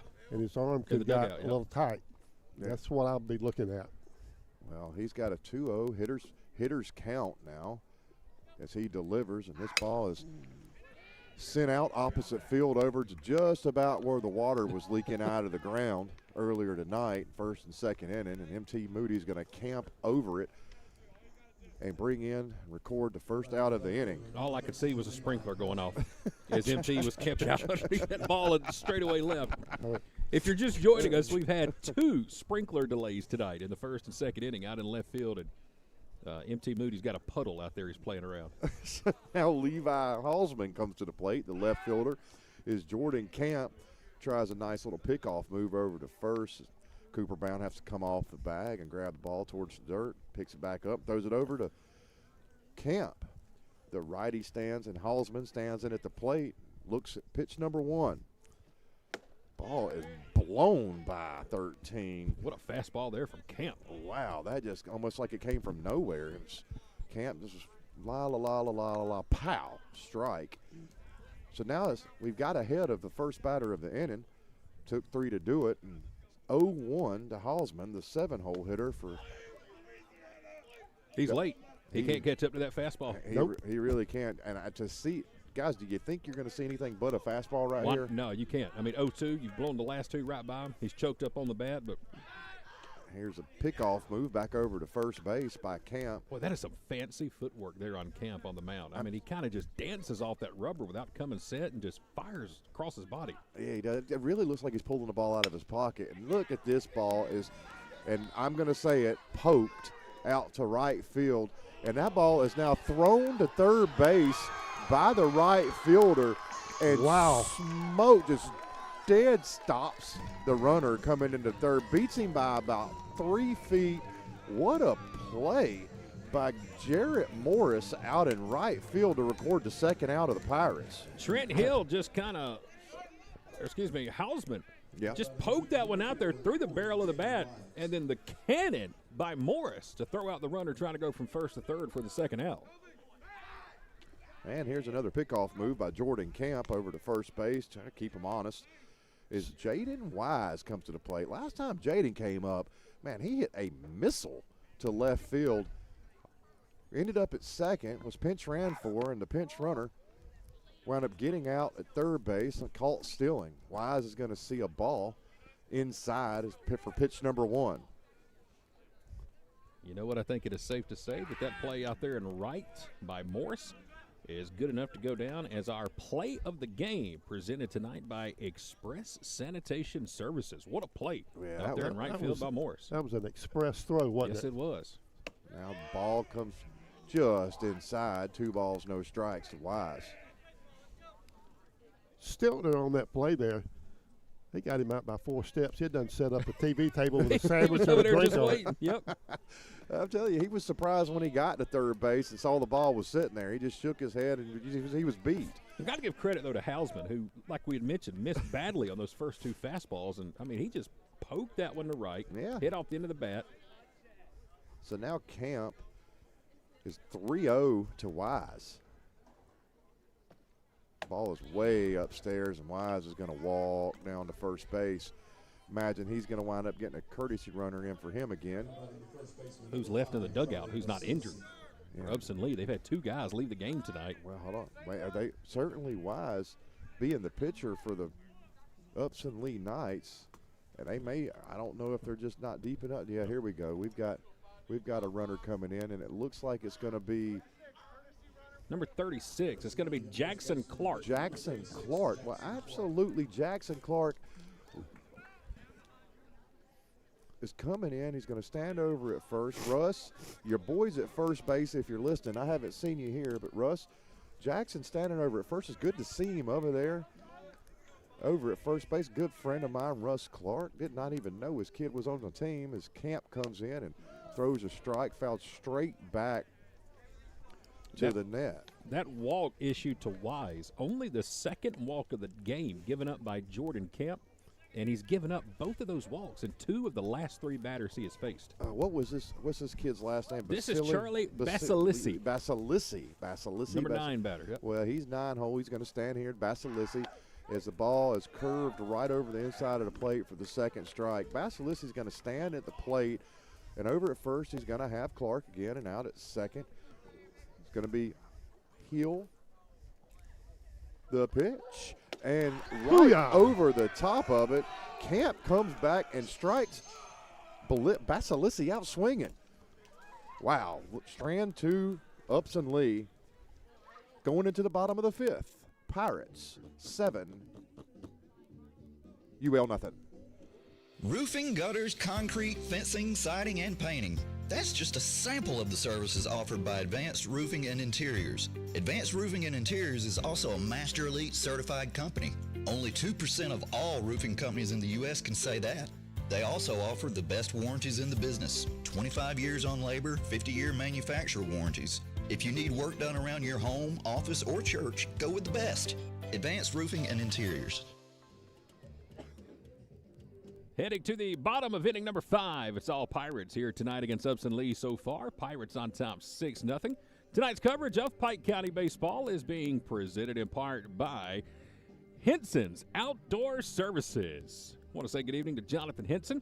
Henson's Outdoor Services is locally owned lawn care offering mowing, pine straw, and gutter cleaning. They're on time, dependable, and detail-focused. Be sure to book today. Your home will thank you. And remember, if your lawn's messy, your gutters are even worse. They fix both.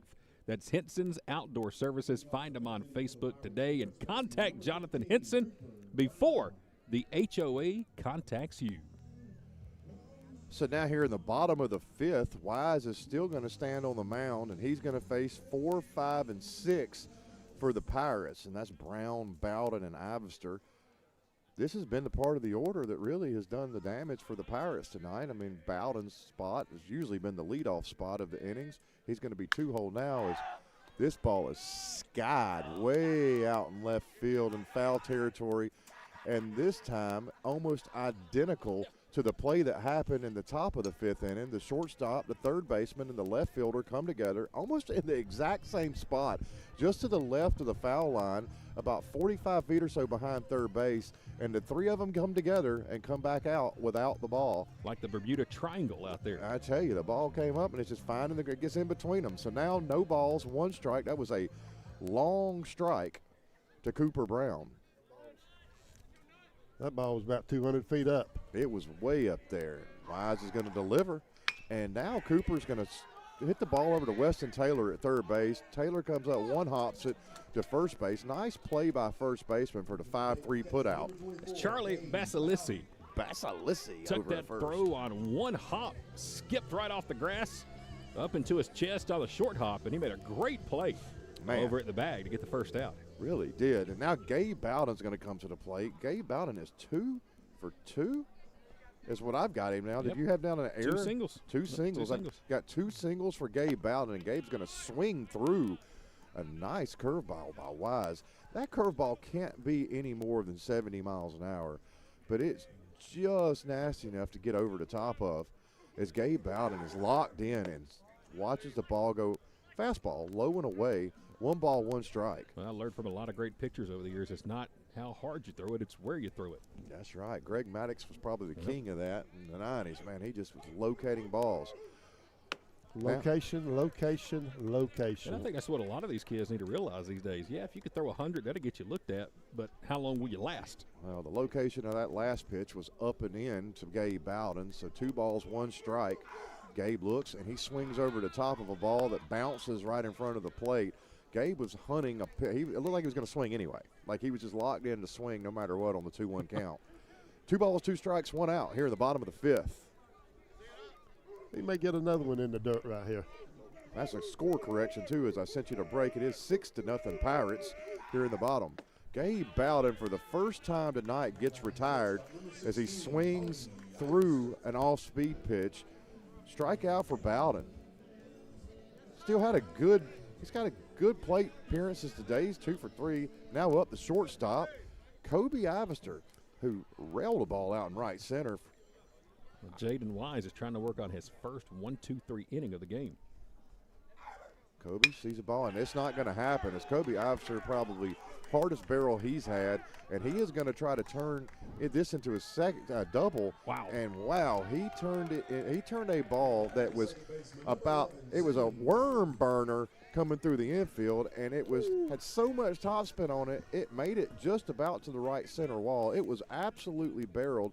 Kobe Ivester flew out of the box, thinking second base the entire time, and there he stands at second base, and he's going to pull the coach for the Upson-Lee Knights out of the dugout. Greg, and head that's to the mound. Back-to-back at bats for Ivester that he has gone to that right center field location, and that may be the hardest ball we've seen any player hit this year for the Pirates. It was smoke through the box. Yeah, it was a torpedo, just boom.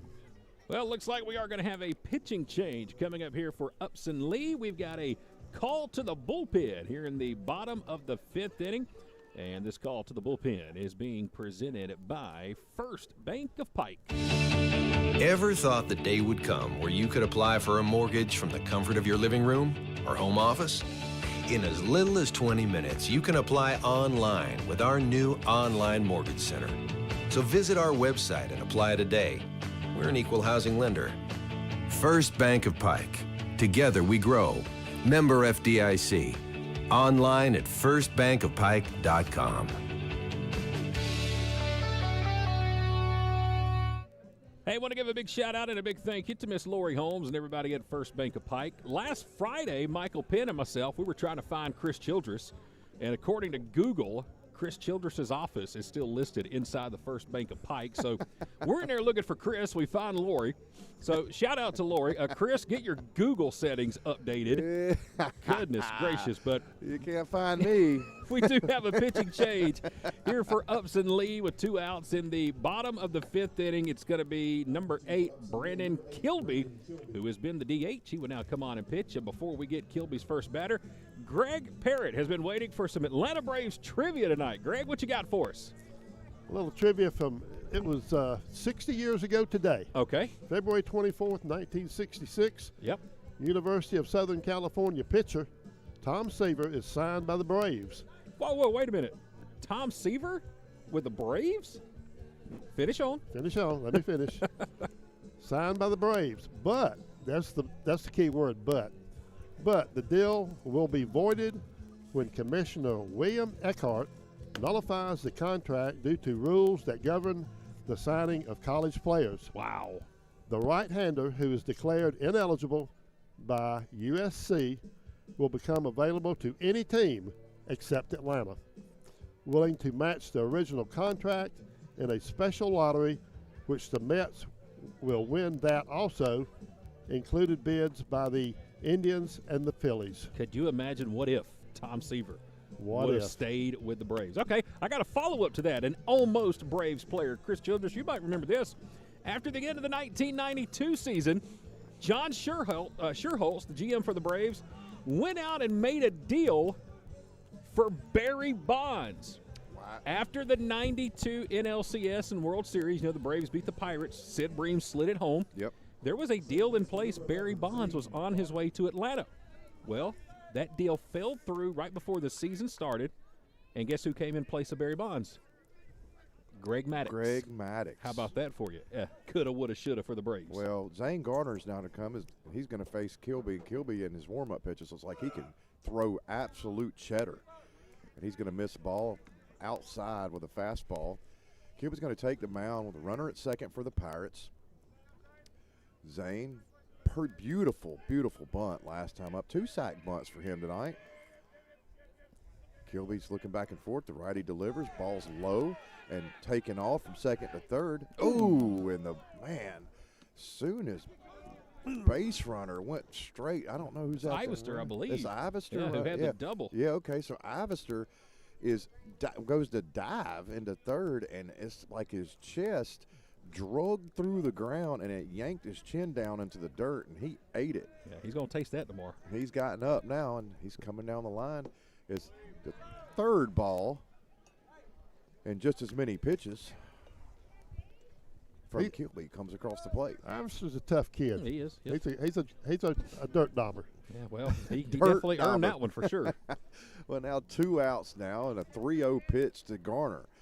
Kobe Ivester is about halfway down the line, and that ball is just inside, and Garner's going to trot on down to first base. First and third. Could you imagine in that 93 season if Barry Bonds was in a Braves uniform? He was a lot skinnier then. Dave Justice and Wright and Ron Gant in the outfield, and Jeff Blauser and Mark Lemke and Terry Pendleton. That would have been fun to see. Man. But Maddux wasn't that bad of a choice. No, either. he turned out to be okay. Yeah. He turned out to be all right. Gold gloves, gold gloves, gold gloves. As the runner takes off to first, or takes off to second, Zane is running to second as before the pitcher can deliver. He turns The ball does get delivered to the catcher. The catcher jumps up, throws it to third, and as soon as he throws it to second base, the base runner on third base comes flying down the line, and Kobe Opser is going to score on a trick play. Yeah, that's the first and third play. Yeah, nice play by the Pirates to bring in the 7th run of the game here in the bottom of the 5th. That is Blake Parrott's favorite call right there. I promise you. That's his favorite. Well, it worked out perfectly. Garner took off for second, but he just stopped in between first and second to draw the throw from the pitcher. Yeah, so it's now no balls, 1 strike, 2 outs. Pitcher comes set. The pitch is low and outside. So now 1 ball, 1 strike, 2 outs, and runner at second. Lyric Scott standing in the right-hand batter's box. Golden opportunity here. A couple of runs out there for the Pirates. Got a 5 spot in their last at bat. So, look, I am eating this cheeseburger, Chad. Rapper going over there, yeah. From the stretch, Kilby delivers, and the ball is low again. It's kind of throwing across his body. I heard you with a rapper going over there, and I thought the wind was blowing. I looked beside me. Chris is eating a cheeseburger and calling the game at the same time. And tell me it can't be done. Oh, it can be done. Now the fun part is, I know they're listening in the concession stand tonight. Could we get a Diet Coke brought to the table? Oh, let's see how close they're really tuned in. See tonight. if they're being attentive in there, or see how much of the delay is on the broadcast as the ball is just on the outside of the plate for a strike. About a 20-second delay. I used to do that at Gordon College doing the games. I'd say something. Next thing you know, I'd have 4 parents bringing me a cherry Coke during the middle of the broadcast on their way to the softball game. So, all right, Pike County concession crew, Diet Coke has been requested. Let's see if they come through. So it's 2 balls, 1 strike now, 2 outs here in the bottom of the 6th or the 5th. How much Scott's choked up on that bat. He's got his hands all the way to the top of the barrel, like where the tape starts wrapping around. Yeah, that's a good, 6-7 inches up the bat barrel? It's a 2-strike approach. He's wide as well, and the purpose of that is to get that barrel through the zone a lot quicker. And he does get the barrel through the zone and pops it straight back to keep the count even, 2-2. Lyric Scott tonight, he has 2 sack bunts in the ball game. The concession stand workers, the moms are beating on the window. The Diet Coke is on the way. Diet Coke is on the way. Listen to him. I love that. As Garner's going to run and just easily take third base. So Garner gets on a walk, gets down on some trickery by the Pirates, gets it to second base, which scores another run for the Pirates, and now stands at third on a stolen base. Scott still choked up on that bat. Ball comes in, and Scott is going to lace a ball down the first base line. It's going to roll over towards the bullpen, and Scott, the fastest man in Zebulon, is going to round second base and get over to third, diving in as smooth as silk into third base, looks over to his dugout, gives him the sprinkler motion of all things. What a celebration that is on this cold night. Started off with a sprinkler out in left field. What a hit by Lyric. RBI. Awesome. Ripple. I mean, all this with 2 outs. Yep. Lyric Scott choked up on that bat, took a fastball, and, I mean, he just placed it right over the top of the first base bag like he threw it down the line. He could not have put it any better if he walked out there and set it on the ground. So now Sawyer Selman, the 9-hole hitter for the Pirates, comes to the plate. He takes the ball up and away, the lefty standing in the box. Only lefty in the order for the Pirates, standing at the very bottom of it, and where he typically is known to be at the top. All I'm going to say is a home run here, and we get to go home early. Oh, my goodness. Did Chad just say Sawyer Selman's got a little juice in the barrel? That would definitely get some sushi involved. Oh, yeah. I would chip in on that as well. The Sawyer looks at a ball just outside. 1 ball, 1 strike, 2 outs.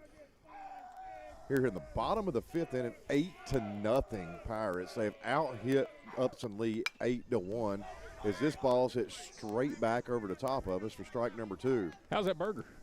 How's that Diet Coke? I'm about to crack it open. Yeah. Concession crew, thank you. We love you. Thank you for your hard work being here tonight. Boy, they got probably the best view of any concession crew in all of high school baseball. They certainly right here behind home plate. And hot weather, too. I mean, and cold weather. They have got conditioned weather inside there.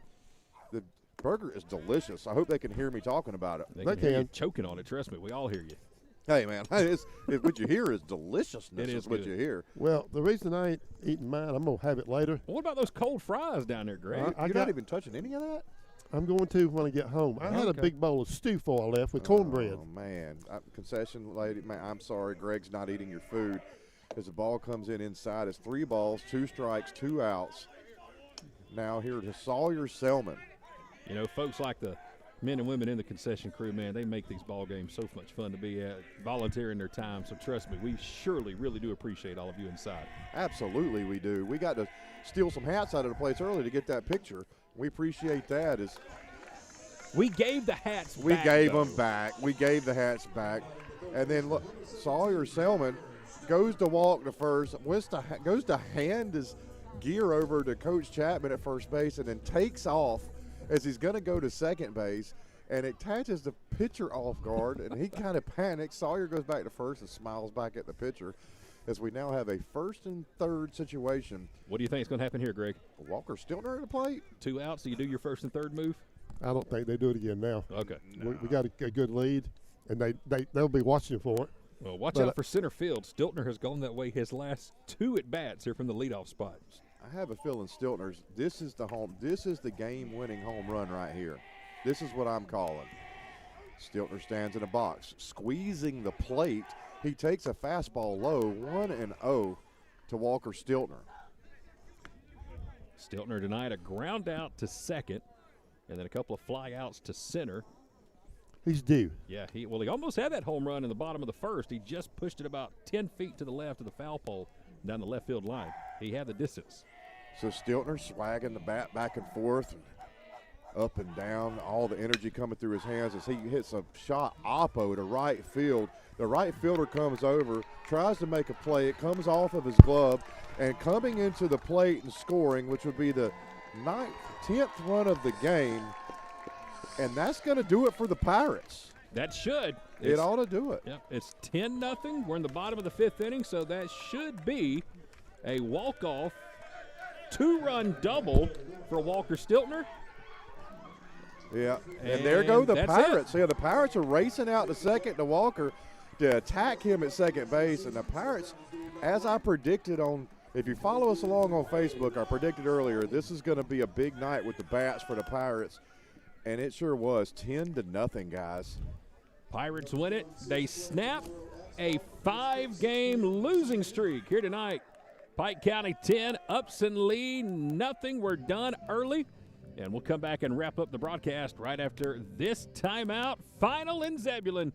Pirates win it 10-0 here tonight at the Jack. Welcome, y'all, to Buckner's Family Restaurant. Around here, we're nothing fancy, but we are a place where family and friends gather around for some good old Southern joy. Come on over and experience the all-you-can-eat Southern cooking served on one of our Lazy Susan tables. There's something special about enjoying a meal with friends and family. The good times even happen outside our doors as you smile and play games while you wait or pick up a meal for the family from our online ordering and curbside to go. So come on out and bring your family and friends for a true Southern experience at Buckner's Family Restaurant.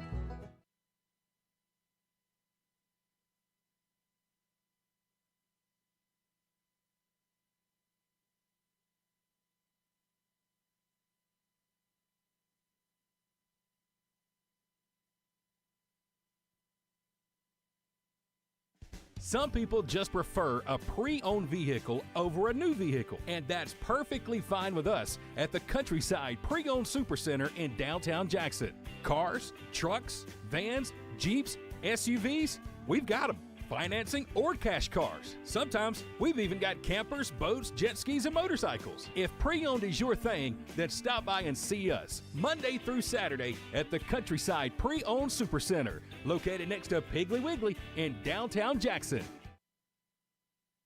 Well, we got ourselves a final here tonight in Zebulon. The Pike County Pirates Mercy Rule Upson-Lee 10-0. Final tonight in 5.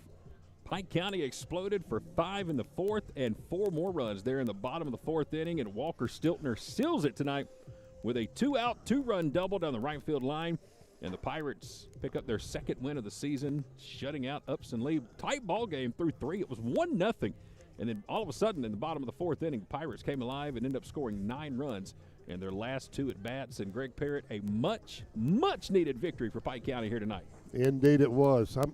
I'm excited for the whole team. Coaches, everybody. They hit well. We eliminated most of the errors. And we had the best thing, timely hitting. That's what we've been lacking the whole season is timely hitting. How many times we've had bases loaded and couldn't get runs in, but tonight we did. And I am proud for this team right here. And then tomorrow we're going to go down to Spalding, and we're going to get win number 2. That's right. Pirates going to be back in action tomorrow night in Griffin. For tonight, Upson-Lee, no runs, 4 hits, 1 error. Pike County, gentlemen, 10 runs on 10 hits tonight and 1 error. And out of those 10 hits, the Pirates had 4 infield singles this evening. So they were putting the ball in play, and they get a win. Man, I tell you what, Chad, they did all that hitting, and they played some good defense. But tonight, the pitching was amazing. Yeah. There were 2 pitchers that really went at it. Between Wise and Camp the entire night, it was back and forth. It was really tight, and then really as we got into the 4th and 5th inning, the Pirates just kind of blew the doors off. But I tell you, with Camp on the mound tonight, Camp gave up 4 hits, had 3 Ks, 2 walks, pitched 5 innings, the whole game. I mean, we're going to be able to keep the whole stable to go to Spalding County tomorrow, right? Yep. What a performance by Camp, and there's no better or more deserving person on this Pirate squad for the Children's Justice Player of the Game, Jordan Camp. Well, congratulations to Jordan Camp. Again, tonight's starting pitcher, 5 innings, 3 strikeouts, 2 walks, 0 earned runs. He gets the win tonight. He goes the distance for the Pirates. And a great outing this evening for Mr. Camp. And again, the Pirates win it by the final tonight of 10-0. Pirates now 2-5 overall on the season. Upson-Lee drops to 5-3. And like you heard Greg Parrott say, tomorrow night, Pirates are going to be back in action just up the road. They're going to travel to Spalding High School to take on the Jags tomorrow night with a first pitch at 6 p.m. Once again tonight, Jordan Camp, he is your Children's Justice Player of the Game. He will get that free meal to Ruth's Restaurant right here in Zebulon, and he'll also get that free drink to Pirate Nutrition. That is going to do it for our broadcast here this evening. For Greg Parrott, for Chris Childress, I'm Chad Feltman with K13 Media. Pirates win 10-0 your final tonight. Pike County stops the losing streak and back in the win column with a mercy rule victory over Upson-Lee tonight at the Jack.